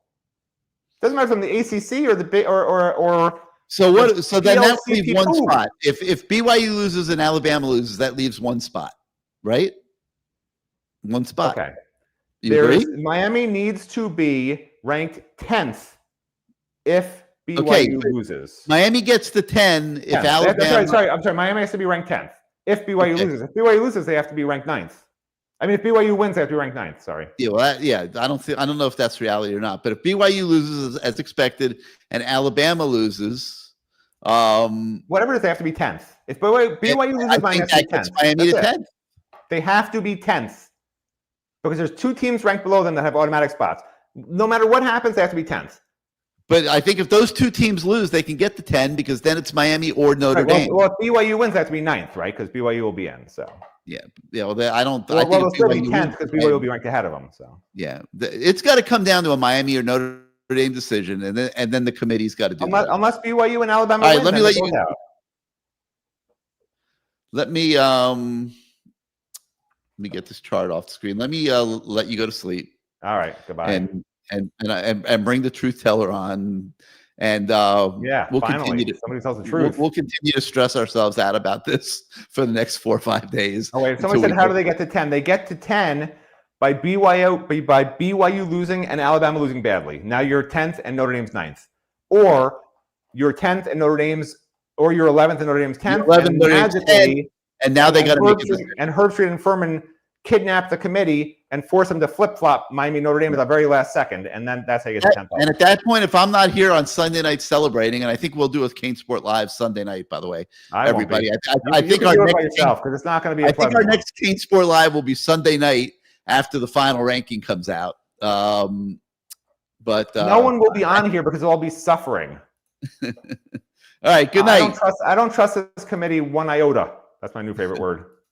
Good night. Go to sleep. All right. Goodbye. We'll see. We'll argue more tomorrow. All right. Let's bring the truth teller on.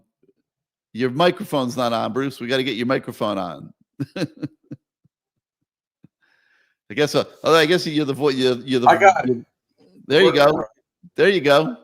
What do you think about this whole mess? This is a bullet. Where's the bullet? And I'm going to put it through my head manually. I don't need the gun. I'm listening to all this crap. I'm tired of it. I really am. I heard Heather Dinich say the same thing you just said. If Bama and BYU lose, Miami's going to be in. She claims she talks to people on the committee. Yeah, they should be in. I mean, how many of those teams that are ranked ahead of us now would want to play us? Probably none. Maybe Ohio State, but that might be it. And if Duke beats Virginia and there's no ACC team in the playoff, I think that helps Miami's chances. Yep, I do too. I'm rooting for Duke. Because if Virginia wins, you know they're going to be in. Now, if Virginia wins, I don't know where they're ranked now, but would they get the bye in the first round because they're 17? If they win, they're getting in. Yes. But would they have a bye in the first round because they won? No, absolutely not. No way. Okay. No way. No, they would have to play, but they would get into the playoff for sure if they win. If they win, yeah, absolutely, they should. Yeah. So, but still. So, any other thoughts before I go back to our guys? I don't know what the hell Matt was just talking about. He had me. I was spinning in the chair. I don't know what he was telling me, or you, or whatever he was saying. You don't get it. You don't get it. He thinks they're being paid off. He thinks that he's all over the place. Well, he is. Yeah, I did see. And he's angry. November 63, he was on the grassy knoll. I saw him there. You can deny it, but he was there. Now let's go to the callers. All right, let's see what K-Mac has to say here. What's up, K-Mac? Hey, fellas, what's going on tonight? Hey, Bruce. Hey, let me see. That's an all-white hat. Is there no logo, or there is a logo? No logo, just all white. That's pretty cool. I like it. No. Because K-Mac doesn't know who's getting in the playoff, and he's saving it. That's right. He's saving it for Sunday. He's going to go get it embroidered on Sunday. Right. Decal on Sunday when we get in. So a few things I was looking at. I was very interested in the Ole Miss debate tonight with the coaches leaving. Because I'm still not a fan of what they did to FSU a couple years back, an undefeated team, leaving them out because of literally one player, not a whole coaching staff, not a controversy, because of one player being out. They punished an entire team, including, all those kids that worked their tail off. And I don't understand how they feel like this is a better situation with Ole Miss with all the controversy, all the stuff that they're reading in the news. You tell me there's not distractions beyond the leaf. We're talking about Charlie Weiss is calling plays. He did not call plays all year. Lane Kiffin is calling plays in that offense. So they're going to have to adjust. There's a lot of things. So if they were going to be consistent across the board, Ole Miss should not have been allowed to be in the tournament this year. And K-Mac, the reason why FSU got penalized was because they were saying there's no way they're going to win. They kind of predicted they weren't going to win. They did beat the Gators in the last game of the season. They did win the ACC title, didn't they? But they didn't get to the playoff. Yeah. So why can't they use that logic that you just said about Lane Kiffin? Because I don't think LSU is going to win. They might not even show up mentally. Who knows? Yeah, and that's what I'm saying. I think when you look at the quarterback from FSU that year going down, again, he was the only piece. When you're talking about, there's a lot more involved with the whole coaching staff. And look at all the stuff that they've had to deal with. And again, I'm not saying that they deserve to be punished. I'm only saying use that same criteria and be consistent across the board. And if they were going to use that criteria, you can't tell me that losing a quarterback and losing your head coach with all the controversy isn't in the same plane, and they should have been taken out. But they left them there because it's the SEC. They can't piss them off. They got to keep them in there to keep everybody happy. So the conference championship, I've been hearing a lot of this, both sides of the coin, right?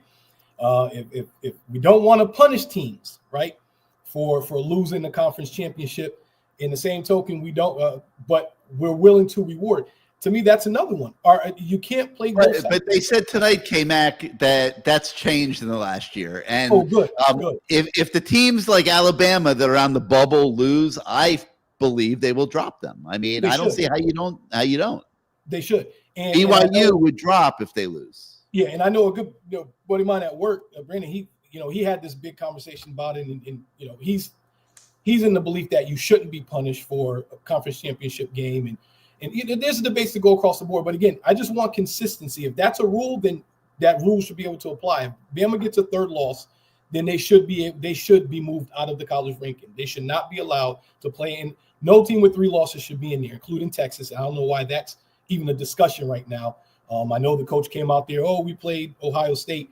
But again, you schedule that game because you thought you could win it. You didn't schedule that game to say if we lose, we want it to not count, or we want bonus points because we scheduled it. You scheduled the game. First of all, you're making money off this. Let's be for real. It's big money involved in that. And you take the responsibility, you take the onus on whether or not you win or lose. Same thing with Notre Dame and Miami. And Gary, I agree 100%. We're not canceling Notre Dame games because of one year. No, why are people wasting their time even talking about this? Yeah, Like, there's no way. There's no there was way. a I'm reporter that asked Stan Radakovich the question in an interview. No, Are you going to drop Notre Dame next year? Like, what? No, and this is a good reporter, by the way. And it's like, what are you thinking? No. Like you're gonna alter one of the greatest rivalries and the greatest games in your heritage because a group of 10 dingbats on a committee do the wrong thing? No, come on, man. You don't punish that rivalry for a committee that half of them or 75% of them won't even be there next year, have no idea what's going on. They have no clue. Again, where's the game? It's up there next year, right? Yes, it should be in. And we just had him here. It should be in South Bend. We should be in there next year. So I'm looking forward to that game, actually. That whole pundit with the Miami should blame itself or they shouldn't blame itself. Let me be clear. I do say Miami has itself to blame in terms of being in or forcing the conversations to be had. Where I don't blame Miami is they shouldn't get screwed because of bad decisioning or, again, inconsistency with the way people are using criteria. I don't agree with that. Miami didn't do it to themselves when it comes to using the criteria and whether or not they're one of the 12 or let's say 10 best teams. Because again, you got two teams that group of 5 or whatever that aren't better than them. But let's say the top 10 teams, nobody can say Miami is not a top 10 team. So that whole thing about I do blame myself because we did lose 2 games, right? And we have an argument with the 2 games. And again, I'm looking at Notre Dame and I'm saying they lost 2 games as well. And again, we come back to the same point, which is, but one of their losses was to a team with the same record. It speaks for itself. The committee has all they need. This shouldn't even be a controversy. This should be able to be said from day one. Notre Dame, all we tell you is this: you lost the head-to-head to a team that's right, either right next to you or right behind you. We got it. That's the criteria we're going to take. We're going to use precedence. Listen, K-Mac, I don't know if you heard me before, but Heather Didich said, and I saw the interview. She spoke to the committee. She talks to somebody up there, or a few people, and they told her, yes. She asked them a question: if Alabama and BYU, do you believe Miami would be in? And they said yes. But that doesn't mean they're getting in because these teams have to lose. I totally agree with that. Right. It's the only thing that makes common sense. Now, not that they're going to do what makes common sense, but. Well, and I was in court this morning, but of course, no matter where I am or what I do, Mark Caesar calls me up to tell me when he was playing, Miami would win by only like 7 or 10 points. They drop them. They just hated it. Hated us for 40 years already. Nothing's going to change. and sometimes, and I want to say if we're going to hold on to that narrative again, then I have to.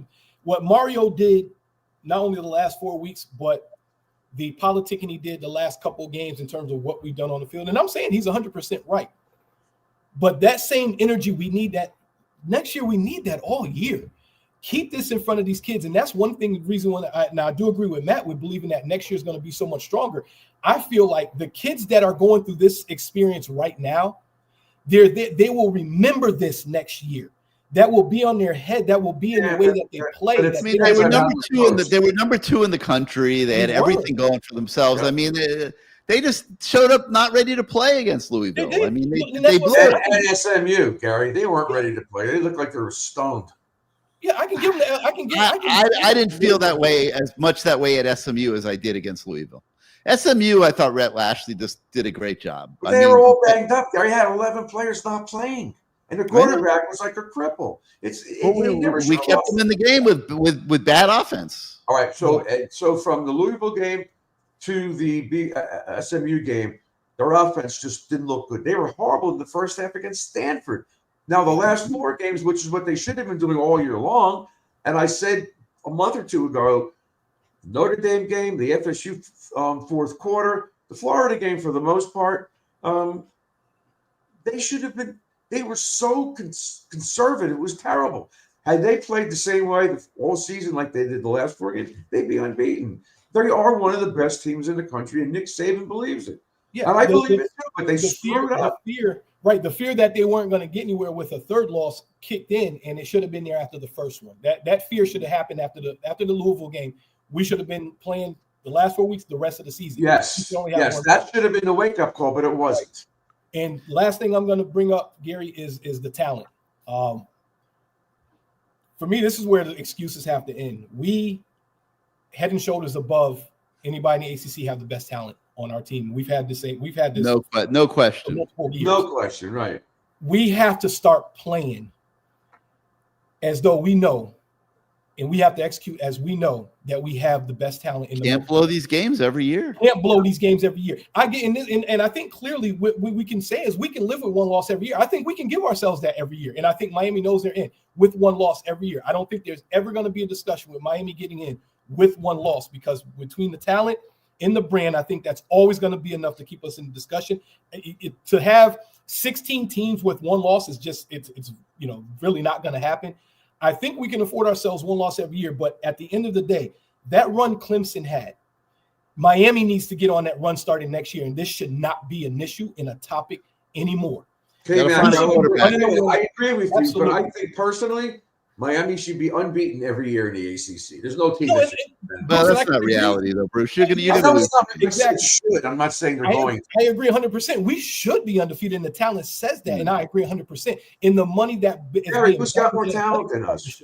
It doesn't matter. That's not reality. You got good coaches. You got a lot of good quarterbacks in the league. I mean, you're not going to win every game. I mean, and that's why I say it might be a one-off. You might have a magical season where you do win every game, but it's not going to be the norm. But you can't lose two of them. Yeah, we should be 8-1 every year, and I get that. Louisville at home. Correct. And no home games. That's what I mean, if we were looking at this schedule before the season started, we're circling at SMU.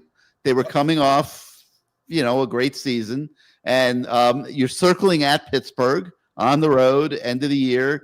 Cold weather always seems to be Miami because they were supposed to be the best of the three teams in the state. Right, you're circling Notre Dame, you're circling the Gators. There's always going to be 5-6 games that you're going to have circled on a schedule, and you're probably not going to win every one of them unless you are just so better. There's one team a year that like Ohio State this year that might be head and shoulders above everybody else. Look what's going on in the SEC. Everybody's beating everybody. But also look at who I'll say. Look at who they had to play this year in terms of they didn't play the top of the conference this year. They played the lower tier. Again, that's just through the rotation, the natural thing. They just got Michigan this year, but they didn't get the IUs. They didn't get the Oregons this year. So that happens in those years. I'm saying the same thing with Miami. You're always, to me, FSU is always the game you look at and say, FSU game on the road, that's the true rivalry, the one true rivalry in the ACC that Miami has, that it doesn't really matter about talent. It's just the way that they play each other. It's always going to be a battle. But all I'm saying is Miami, with the talent that they have, we should never have more than one loss in any season. Starting next year with the talent, they have to take advantage of because if you bring, I'm just thinking of any other coaches that had what they had, we have to work with in comparison to some of the ACT teams. And Gary, another point that I agree with you with, and I disagree with Matt, is I do think that there is good parity in the ACC, and I think they're solid teams. They're not top of the, they're not, top of the college football world, but a Virginia, Louisville, when they're on, they have the capability of beating anybody any week. If you catch them on the right week, I do think the ACC has solid teams, and I think the bias that the pundits have, it's not fair to say, the ACC sucks. The ACC. No, it's just parity. A lot of the guys at the top were beating a lot of the guys at the top, and they were beating each other. I'm not realizing that at the end of the day, Duke was going to sneak in because the guys at the top, which Duke never beat any of the top teams. They didn't beat any of the top teams. They have no business being there. Virginia won 3 games in overtime. Yeah, exactly. In the ACC. Exactly. Yeah. You know what? The Big which Ten is is a weak conference this year. Other than Indiana and Ohio State, I don't think those other teams. Big Ten has 3 strong teams. The SEC again. Virginia and Duke have no business in this game. No, they don't. They put us on the same field, and like everybody else, I agree. And we said this weeks ago. Duke got lucky in the Clemson game by a referee's call. Virginia won of 3 games in overtime, including at Louisville, which is ridiculous. I mean, there was just some weird shit that happened with those 2 teams. Exactly. I think there was a Wake Forest played Virginia, and the Virginia defensive end jumped off sides. He was way off sides. They didn't call it. And he threw an interception, and Wake lost, which was horrible. Yeah, that was they would have had an automatic first down. Game. Yeah, well, starting next year. I came back. I got to get Jake on here because Jake's going to get divorced. It's his wife's 40th birthday, and he's got to take her to dinner for a nice steak. And he's dying to get on the show. So come back on Sunday. All right, fellas, good, Jake. Yep, come back on Sunday. All right, Jake. Let's save your marriage here. Thanks, Cam. Yeah. How much time do we have? We got a few minutes. Yeah, All right, we're go ahead. we're Shoot, good. what do you got?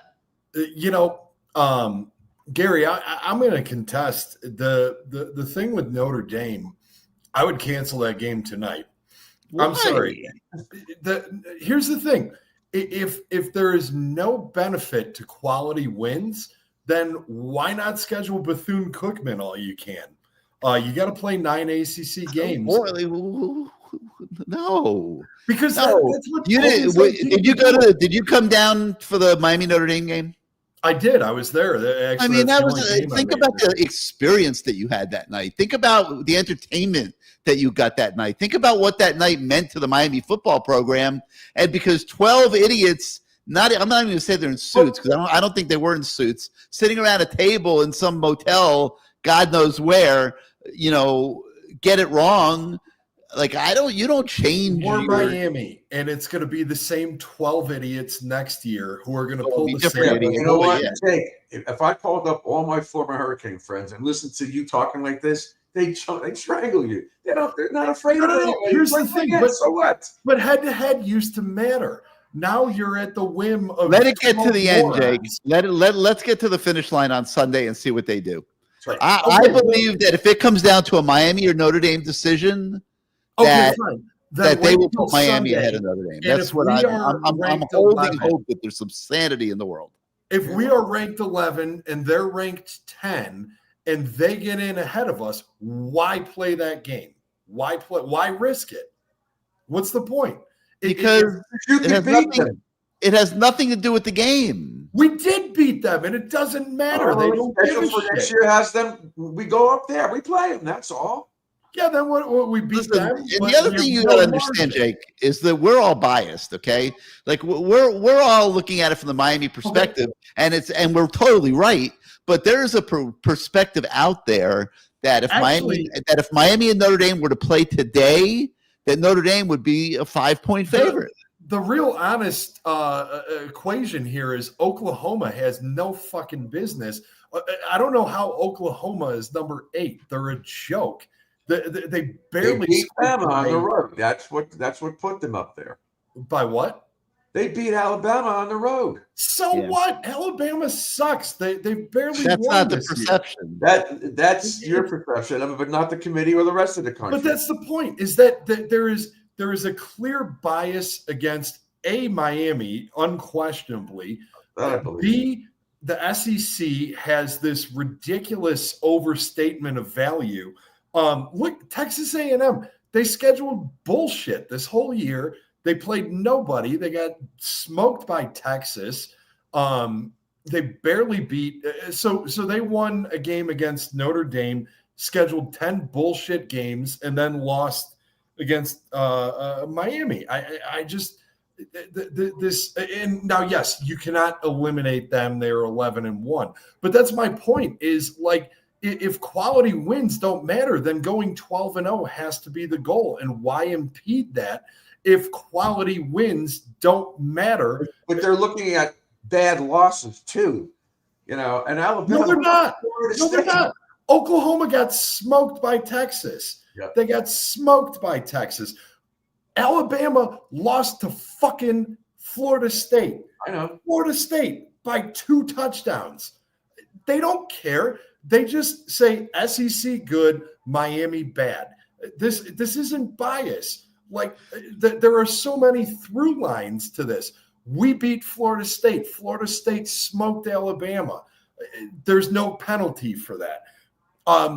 We beat the crap out of Florida, who beat the shit out of Texas, who beat the shit out of Oklahoma. No penalty for that. And Lisa thinks that regardless that they're going to put Bama in the playoffs. I agree with her. Why flip-flop? I hope she's wrong. They were safeguarding Alabama. They're going to keep Alabama ahead of us even if they lose. Otherwise, why flip-flop those teams? You know what I think we need? I think we need to turn their meeting room into like the British Parliament, where everybody is where bring in people to defend every point and everybody yells at everybody. I think that would be great. Transparency would be nice. What is going on in here? Actually, Bruce, this may be something for you to speak to. I'm sure there's got to be meeting minutes or some sort of documentation of this. Could Miami sue the college football playoff to obtain Get a copy of the minutes for what? Because They're having the private discussions. show the math. Show the math of how this fucking works.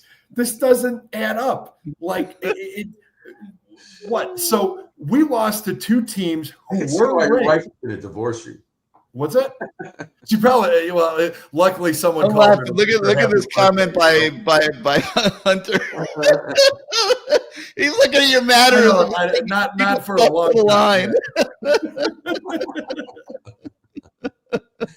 No, I'm just fired up. I'm pissed, and it's just because it's like Matt was saying.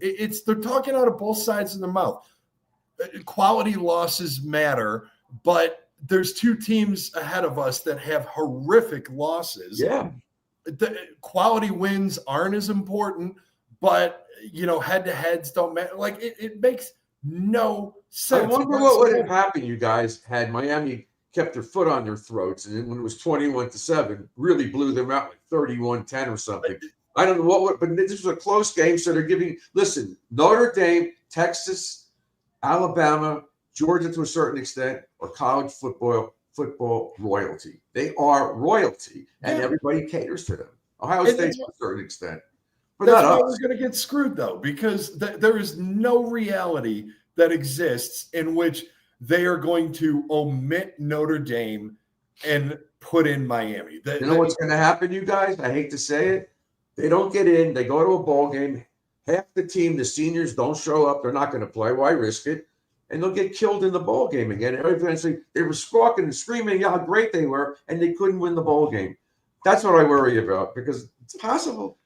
Here's actually, so two things, and I guess I'll end this on a positive note, and we'll see what happens Sunday. But where's your drink, by the way? What's I'm out. I was wondering. Actually, you gotta go drive, Jake. You can't be pounding more wine tonight. You gotta. It's close. I'm not. No, I've been drinking it over 2 hours. We're good. No, we're all set. Could you drink for 2 hours, Gary? I don't think so. What's that? I asked Gary if he could drink for 2 hours. I know I can't. I can do it. I can do it. Then Bruce, perhaps I'll need a defense attorney. So, but why, you going to kill her? You don't no.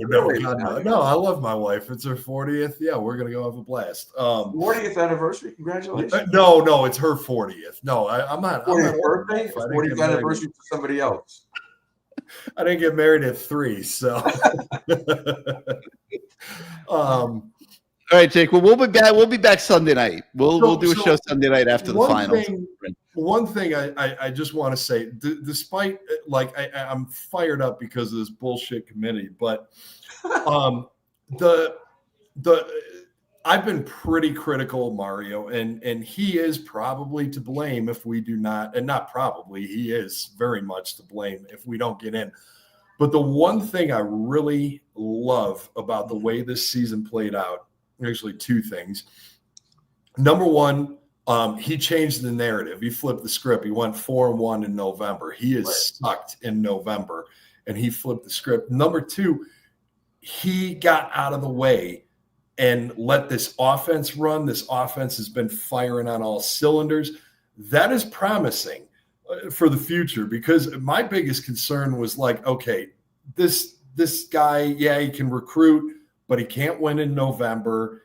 He's got this antiquated, he wants to win the way Alabama won a decade ago. It doesn't work anymore, but he got out of the way. He got it done in November. That's big. That means something for the future.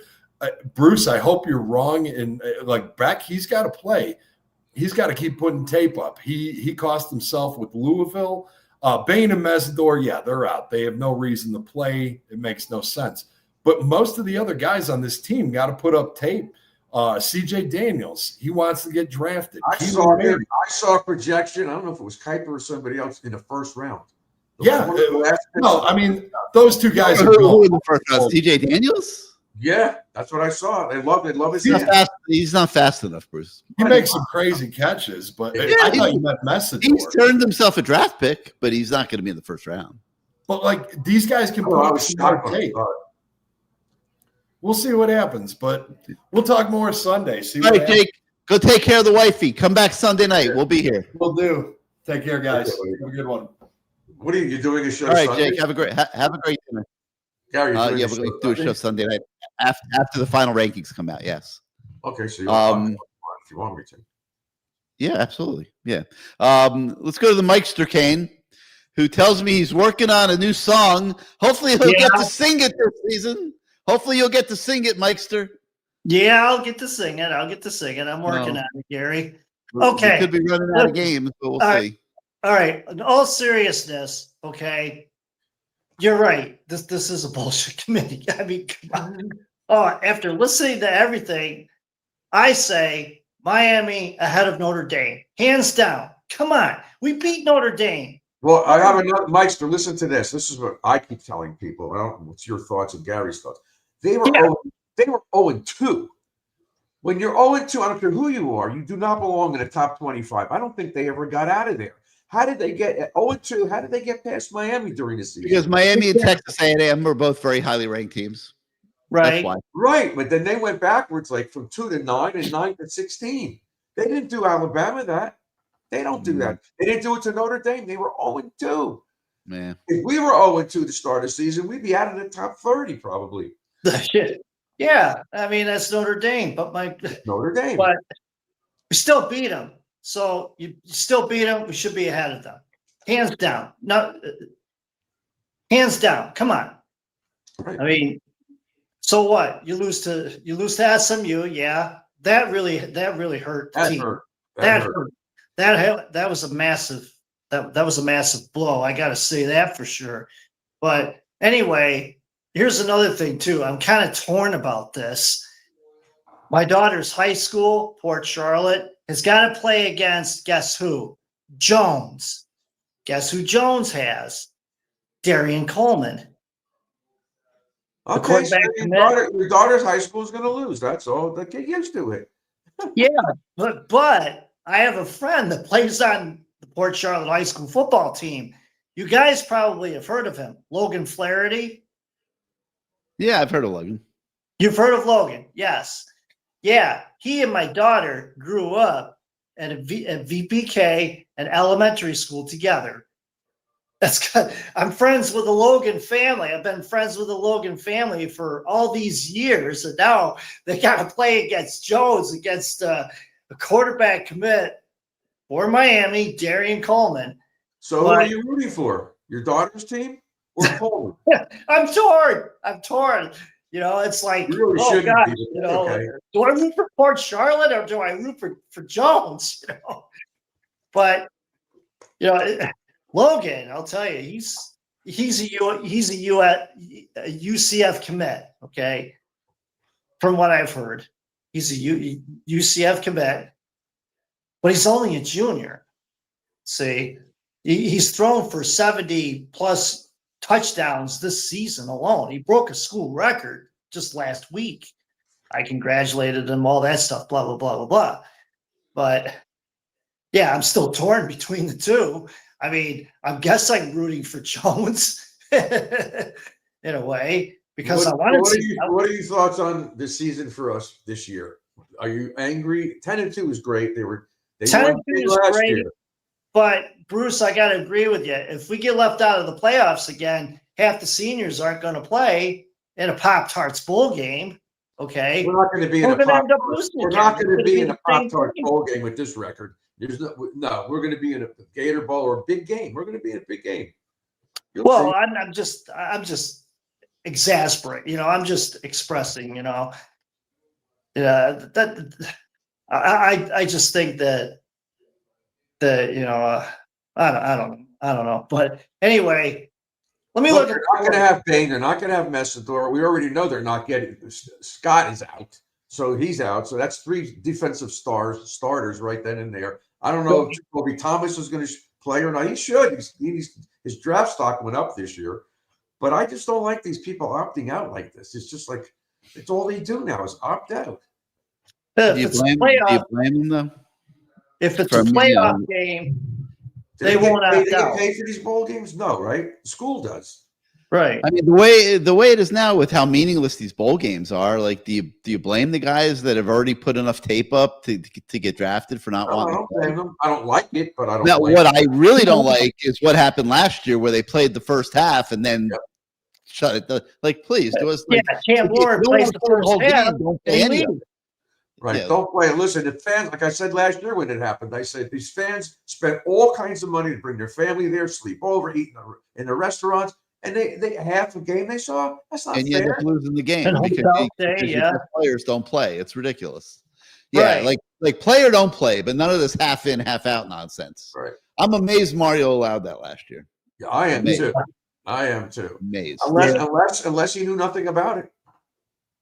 Right. Unless Ward went up to him and said, "I've broken all the records. I'm out of here." It's possible. That's not inconceivable because I know in practice Emery took very few reps. Like he was not ready for that game. Yeah, Emery's going to the portal. He wasn't prepared for this game. That's not. He was not his he was fault. not prepared, and he took the whole thing, man. Here's He what I was think is going to dunked on happen. for a year because of it. I think Emery's going to go to the portal. I think what we should do is look at Levitt, that Arizona State quarterback. I don't think we should that's try to get him in. We got to see, if he does end up in the portal, which he probably will, and we'll see. He will. He will. And they Miami's should go going to be a top destination for a good quarterback. Yep. I mean, after the last 2 years, there's no question.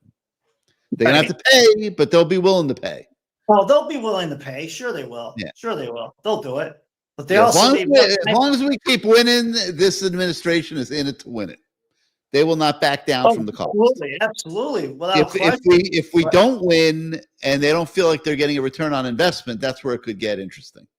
But as long as we keep winning, they're in it to win it, and they will budget accordingly. And the bowl game they would play in is probably the end of December, beginning of January, right before the portal opens up. It's January this year, isn't it, Gary? Or next year? Yeah, it's January 2nd to the 16th is when the portal opens up. So if they win a big bowl game like that, that would be great too.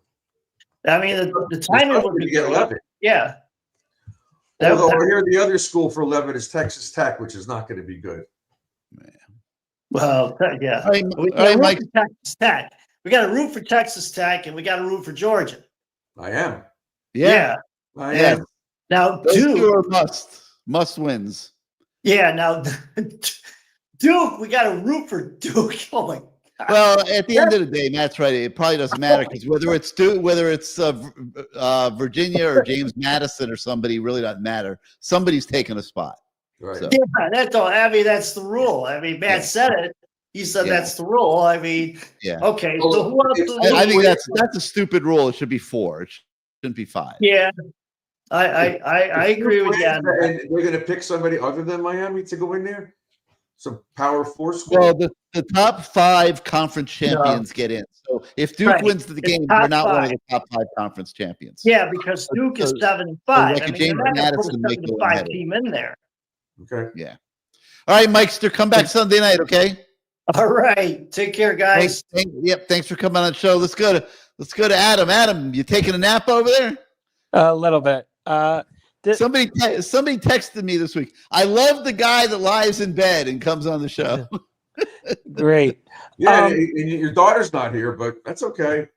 She's fast asleep. Where are you? In your bedroom? Yes. Okay.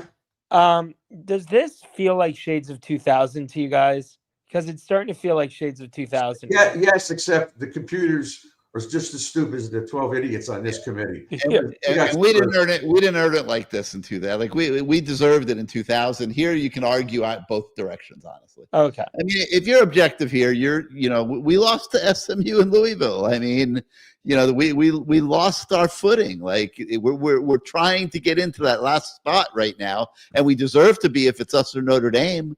But you also look, Alabama lost to a 5-win Florida State team that didn't even go bowling. But they also have 4. They also have 4 big victories, Adam. That's true. But if you do it, you got to get they deserve to be where they are right now. They have 4 big wins. If they lose on Saturday, out of here. And if you leave them in, it's a mockery. Okay. It's just starting to feel like shades of 2000 to me. Yeah, because in I 2000 think we every really year it seems like 2000. We haven't won the title. We haven't won the ACC title, which is really scary.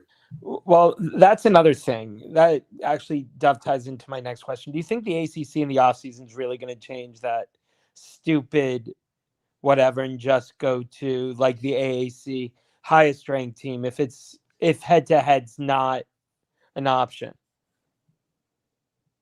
I think they got to look at it. I think this is a disaster for the ACC, the way this has played out this year, and they are going to have to do a review of their tiebreaker policies. Like they can't allow this. Like this can't be anywhere near the top of the criteria. This type of calculation, especially when you have now going to 9 games is going to help a little bit because more teams are going to play more teams, but you still have 18 teams in the league. Like you can't. You have too many teams that aren't playing each other. You cannot let it come down to a calculation like this where it's a optimal point deciding who goes to Charlotte. Like that's ridiculous. Or who goes to the college football You playoff. like this system better than when they had the 2 divisions? I mean, I did like the 2 divisions, even too. though you might have to go back to divisions. Yeah. I mean, you might, and then it's like, who do you put in which division? But like you may have to with this many teams. Yeah, and at least with the divisions, everyone played each other within the division. Everybody in the division played each other. There's no arguments at the end of the year. You won, you lost. If you screwed up, you screwed up. It's clear cut. There's no gray. You either won your division or you didn't. And if you won it, you go to Charlotte. Exactly. You could still have a 7-5 team get to the title game because their division is so bad. But at least I don't think you're going to have 2 teams that are really crappy. Yeah. We should be winning those divisions. You got to make sure that doesn't happen by how you set up the divisions. And the ultimate irony is technically Virginia has 2 conference losses. Just one of them doesn't actually count as a conference loss. Really? Did they lose to NC State? Yeah, they lost to NC State. Whose idea was that to not count that game? I have no idea. A couple other things. One, on the recruiting front, do you see us losing any commits? Because there were rumors of Jalen Waters with LSU and then Mallory with a bunch of schools in Charles. It's the fog of war. It's the night before signing day. Teams are taking shots. They're dumping bags of money anywhere. I don't think so either. But they're dropping bags of money on the table. Yeah. It is the night before signing day. It's going to happen. Miami seems like they're in a pretty good spot with these guys, but some of there's a couple of these guys that are getting offered more money by other schools than they are getting from Miami. And if they pick Miami, it's going to be because they want to be at Miami. Yeah. And to me, like, that's what you want anyway. But I mean, listen, LSU, Lane Kiffin are taking shots. Like they're it's a tough spot coming in with to a new job 2 days before signing day. Well, I like where we sit up with Waters, because aren't 2 of his teammates already at Miami? Aren't Pringle and didn't he play with Pringle and Wiley? Yeah, but the thing is, there's certain people that are just in it for the money. That Norland defensive back that went to North Carolina. I mean, that was a pure money play. The Dobson kid? Yeah, that was a pure money play. Like, it's some families are going to just be in it for the money, and they don't really care where they go to school, because they can transfer if they want to and do it all over again. Oh, that's true. Last thing, can kids announce that they're going into the portal now? Because they probably can, but they can't go in until January 2nd. Okay, because I've seen I go to Hayes Fawcett and all that, and they have kids announcing they're going to the portal. They could say I'm out, but the portal opens up on the 2nd. Do you think there'll be, and this is why I wanted to dovetail into this, do you think there'll be huge turnover from Miami? Like kids going in and then... I mean, there's always going to be turnover. Like, how do you define huge? I mean, I haven't really studied it yet to try to figure out who's going to go and who's not, who should go, who's not. Maybe that's something we'll get to this week and really start looking at it hard. We are going to start taking a look at that at CaneSport here pretty soon. But yeah, I mean, and we will be in a market for a quarterback. whether or not it's Sam Levitt. I mean, Yeah, to me, the big question is Emery going to go? Like, Emery's got a tough decision to make. I mean, the other rumor is what's his name? The kid in South Carolina, Sellers. If he bypasses the draft, Yeah, I don't think there he'll was go. accuracy to that. I think somebody made that up. I think the other thing you got to realize, a lot of agents are going to put out a lot of bullshit. Okay.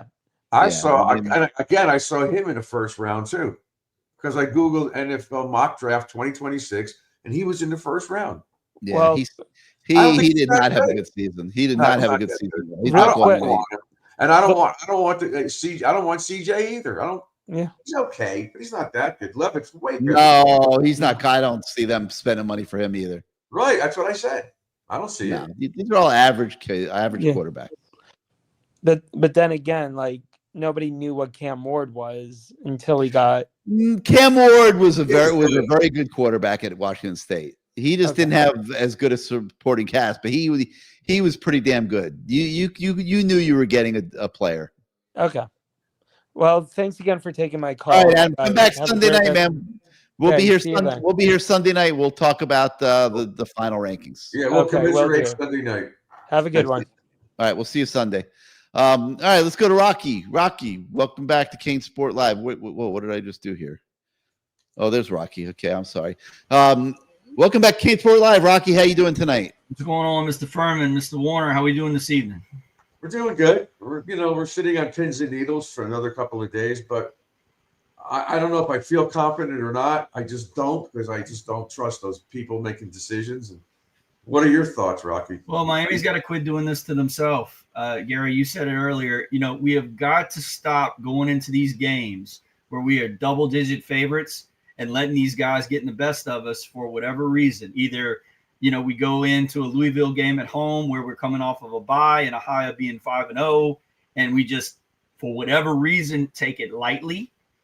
Or, it's SMU, and I'm still trying to figure that out, other than the refs didn't help us, not playing well enough at SMU to get the W. And really, if you want to know, I think this season really turned, being in the position that we are in now, it turned on two things. It turned on the SMU game, and it turned on the first game of the season in Notre Dame. The SMU game came down to one play, the Marquise Lightfoot personal foul call, where if that guy puts the flag in his pocket, it's 4th down and 12, and now they're punting the ball back to Miami, and it might not ever get to the way it looked, in overtime at 26-20. The other game is the Notre Dame game, where we were beating them going away, and we took our foot off of the gas pedal through that game in the early part of that third quarter, and we did. It was the same kind of MO that Miami kind of had all year, where we would get a lead and then we would relax a bit and just kind of go through the motions of winning the game. You mean like the Florida State game, which was the epitome of that? That was horrible. Yeah. To watch that in the fourth quarter. Gary, what do we have? 19 yards of offense in the fourth quarter? 15. 15. That's even worse than I said. That's so unbelievable. Yeah, unbelievable. So if there's always lessons to be learned from seasons, right? If we learned any lessons from this season going ahead, whether we make the college football playoff or not, I pray that Mario has some kind of an introspective moment during this offseason, combined with what's going on in the college football playoff, where he says, you know what, F this, and F trying to do this stuff the right way, or the how do you want to say it, the respectable way, and let's just come out and let's just step on these guys. I firmly believe that we have the talent and the skill, this team especially, we had it this year to do it. And in some of these games, either we just didn't for whatever reason, or like you said, Gary, in the Louisville game, we weren't ready to play. They weren't ready to play that night. I saw it in the pregame warm-ups, man. They were not ready to play. The whole thing was a clown show. We had DJ Khaled running sprints on our sideline. And that was the week, too, where Mario Cristobal was talking about Willis McGahee and him not coming on. And all. I mean, forget about all that garbage. I mean, I noticed it. I'm telling you, this is God honest truth. I noticed it in the pregame warm-ups, and I went up to the press box, and I told Matt this team's not ready to play this game. I don't feel good about this at all. This was 15 minutes before kickoff, and it was just like it's just, when you've done this as long as I have, you can just see things, and it was like at Pittsburgh the other day. It was the exact opposite. I was talking to somebody when I got back upstairs from pregame warmups, and I'm like very focused, ready to go, and they played like it. It was probably their best game of the year. It's like I could tell. I don't know, but they weren't ready to play against Louisville, and shame on them for not being. Because why would you not respect Louisville? Why would you not respect Jeff Brom? He's one of the best play callers in college football. He may not always have the best team, but he is one of the best play callers. Like, why would you not respect him and think that you didn't have to score in the 30s to win that game? Like, we scored, 20 points, 21 points? Yeah. In that 21, I think, in that game. I mean, you're not winning too many games against decent teams and decent coaches scoring 20 points. No. And it's mind-boggling to think that the same team that, like you said, Gary, was ready to play against Pittsburgh. You can put the films up next to one another. The Pittsburgh game, even the Notre Dame game versus, say, that Louisville game. It's crazy to me how we can have that much inconsistency during the year in those games. And that has got to stop. That is not Miami Hurricane football. That's not what our legacy was built on. We're built on going in there and kicking everybody's butt that we're supposed to beat, especially when we're up by double-digit favorites. We drop a close game to a team that's of our caliber by 3 or whatever. Okay, fine. God bless you. Got us. Go with God. But teams like that where we're totally better than or have the advantage again, we have got to stop dropping these games. You know what Poisner said after the Louisville game. He said, "We never saw these plays on film." Well, that's because the guy's a good coach. He doesn't do the same thing over and over again.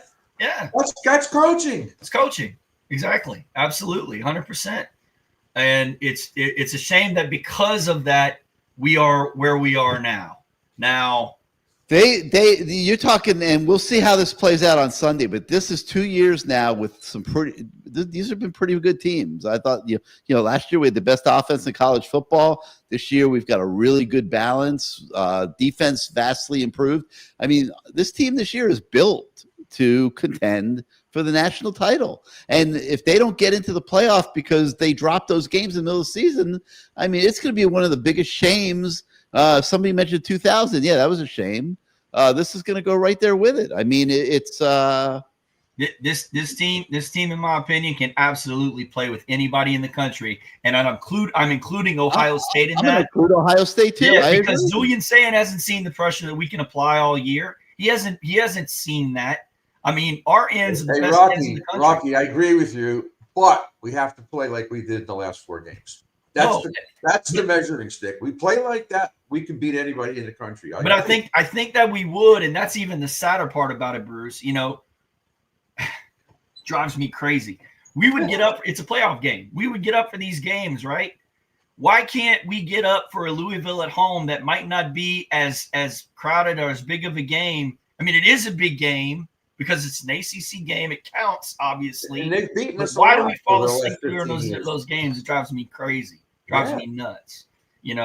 As far as the playoff committee and all the hocus pocus and the rest of it, I disagree with Matt wholeheartedly, Gary. They're not going to let 2 G5 teams get in there if Duke wins. I don't see it. Matt wants to talk about, well, that's the rules. What rules? They've been changing the rules the past 5 weeks. They've been making things up as they go just to fit a narrative that they can put out there to the country and to the media. They're a bunch of bureaucrats. I'm with you, Bruce. I don't trust any one of them. The way it's set up right now, BYU should be out if they lose. Alabama should 100% be out if they lose, in my opinion. That'll probably never happen, but a 3-loss team should not be in the playoff when you got these two list teams behind them. Now, you guys said that they changed the rule this year where now they won't mind penalizing a team if they lose a college football championship game, right? That's been a change. Why shouldn't they penalize them? No, I agree. So, I mean, that's a plus that they did that. And I do think I kind of agree with Herb Street where it leaves at least a crack in the door open.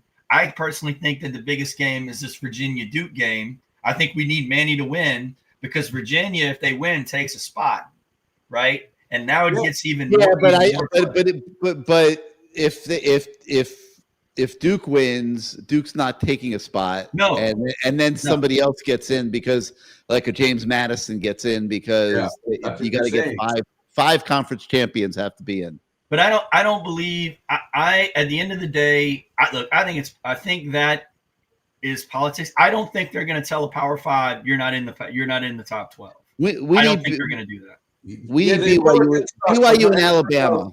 Anybody else will get in, but us, no, they won't do that for us. BYU and Alabama got to lose, and the committee got to put them behind Miami and Notre Dame, and then we'll get in. Right. If or lower or better. I mean, consider what y'all were talking about tonight with what they did with FSU whenever Jordan Travis went down. Consider the dominoes that have fallen. We all know about Ole Miss and Lane Kiffin and that thing to LSU. But what about Tulane? What about North Texas? What about James Madison? All those coaches are gone. North Texas is allowed to play. I don't know if John Summerall's coaching the Tulane team. James Madison, I'm not sure, but he took a new job. So that's not going to be factored into when they're making these decisions, when everything is said and done. It should, because they've already shown the propensity to do that in years past. I get it. You're still in year 2 of the college football playoff. They're trying to figure it out. But you would think that would be taken into consideration. At the end of the day, I would want the best top 12 teams in the country in that playoff, regardless of who and what. That's what I would want. That's what I thought it originally was, way back when they said the 4 best teams, which is why Florida State didn't get in. They won the SEC. They won the ACC title. They were unbeaten. And because the quarterback got hurt, they assumed, and they did play crappy, but they did beat Florida. Everybody assumed they weren't going to make it. But they were one of the best teams in the country. So why can't they say? Imagine if it was still 4, Brew. Look at this. How would you pick 4 amongst? Ohio State has to be there. Indiana has to be there. Georgia has to be there. How do you pick between Texas Tech and Oregon if you had to only pick 4? I don't know. But if Ohio State beats Indiana or vice versa, I don't think the loser is going to be in the top 4. I don't think so. Unless Georgia loses to Alabama and Texas Tech gets upset by BYU. Alabama's the one. They have 12. Alabama's the one for me, guys. If they lose to Georgia, get Alabama out of there. Out. I want them out. And BYU loses again, out. BYU. Look, Texas Tech, BYU I've watched BYU the past 4 weeks with LJ Martin and how they run their operation. They're not beating Texas Tech. Texas Tech is the far superior team. You know what? Though, didn't Alabama beat Georgia earlier this year? Yeah, they beat them by 3. I don't think Georgia. This is one of their weakest offensive units that I've seen in years. They're not that good offensively. Yeah, but I would not be shocked if Alabama. I wouldn't be surprised if Alabama beats them too, and then they get a real problem because that would eat up another spot. So where does Georgia fall to? They would stay in the top 12. So let's say the top 8. They wouldn't drop below. Yes, they would not. If BYU gets beat soundly by Texas Tech, which I believe is going to happen, I agree. Do we move up and does that debate go between Notre Dame and Miami, or does it matter what happens in the ACC championship game? Yay or one way or the other? Yeah, I don't. Because if Virginia goes in and now you really have no spots. Yeah, I don't know, man. If it plays out that way, I'm not sure that there'll be that last spot. Because you put Virginia into this thing, and then you keep Alabama in there, and then you have to put in one group of 5 team. So Notre Dame effectively becomes 12, and Miami becomes 13. You're picking between Miami and Notre Dame, so Miami could still get in that scenario. Yeah. I mean, we'll see. I mean, at the end of the day, we beat Notre Dame. That's all. I mean, what else do you want to know, Gary? Totally I'm not for canceling Notre Dame games either. But I'll tell you this. No, we're not canceling. No. I'm not for that. But I'll tell you this though, guys. Look, if I'm scheduling that next year, I'm putting that at the last game of the season. I don't care about snow. It's supposedly going to be November 7th. Okay, well, I'm putting it late. You see all this early. That's the other thing. You see all these early game primetime matchups, game ones. Forget that. This is what happens. Everybody forgets about it when you get to November. It shouldn't be forgotten about. It wasn't that long ago. So I'm putting it later on in the season. That way, it's fresh in everybody's mind whenever we get to situations like this. Too. I mean, I just hope I never see that lisping leprechaun ever again. I can't stand Lou Holtz. I've never liked him. I love that. I love that venue, though. I'm looking forward to that trip next year. Yeah. All right. That was Jimmy's nightmare, that game, man. I know, but it's a great venue. You ever been to Notre Dame Stadium, Bruce? No. It's a great. It's a great venue. Great venue. All right, Rock. Thank you. We'll be back Sunday night. Okay, so come back. We'll see what happens. all right, Gary. Thanks, Bruce. Take care. All right, guys. Good knowledge. All right, so, yeah. These guys they're all great. All right, so Sunday night we'll be back after the final rankings come out with a new CaneSport Live, and we'll see the final verdict, man. That we'll be tuned in big on Saturday and see how it plays out. It's a shame the Canes are in this situation, but as mad as we all are, listen, this was earned with those 2 losses in the middle of the season, and when you lose those 2 games, this is what you leave yourself open to, and just got to hope that you get a mulligan here and it plays out that you get the last spot. And then if they do, I think the Canes got a serious shot to make some noise in the college football playoff. As long as they keep playing offense and defense like the last 4 games. Yeah, Not like they did during the season. Let these kids play. What happened? I dropped my phone on my table and it turned my mic off. Anyway, thank you everybody for watching tonight. Thanks to Matt Shodell for joining us in the first hour. Thanks to Bruce for coming on this hour. Like I said, we will be back on Sunday night with a CaneSport Live as we react to the final college football playoff. Until then, everybody enjoy the rest of your week. Enjoy watching college football on Saturday. Enjoy praying, and we'll see you next time.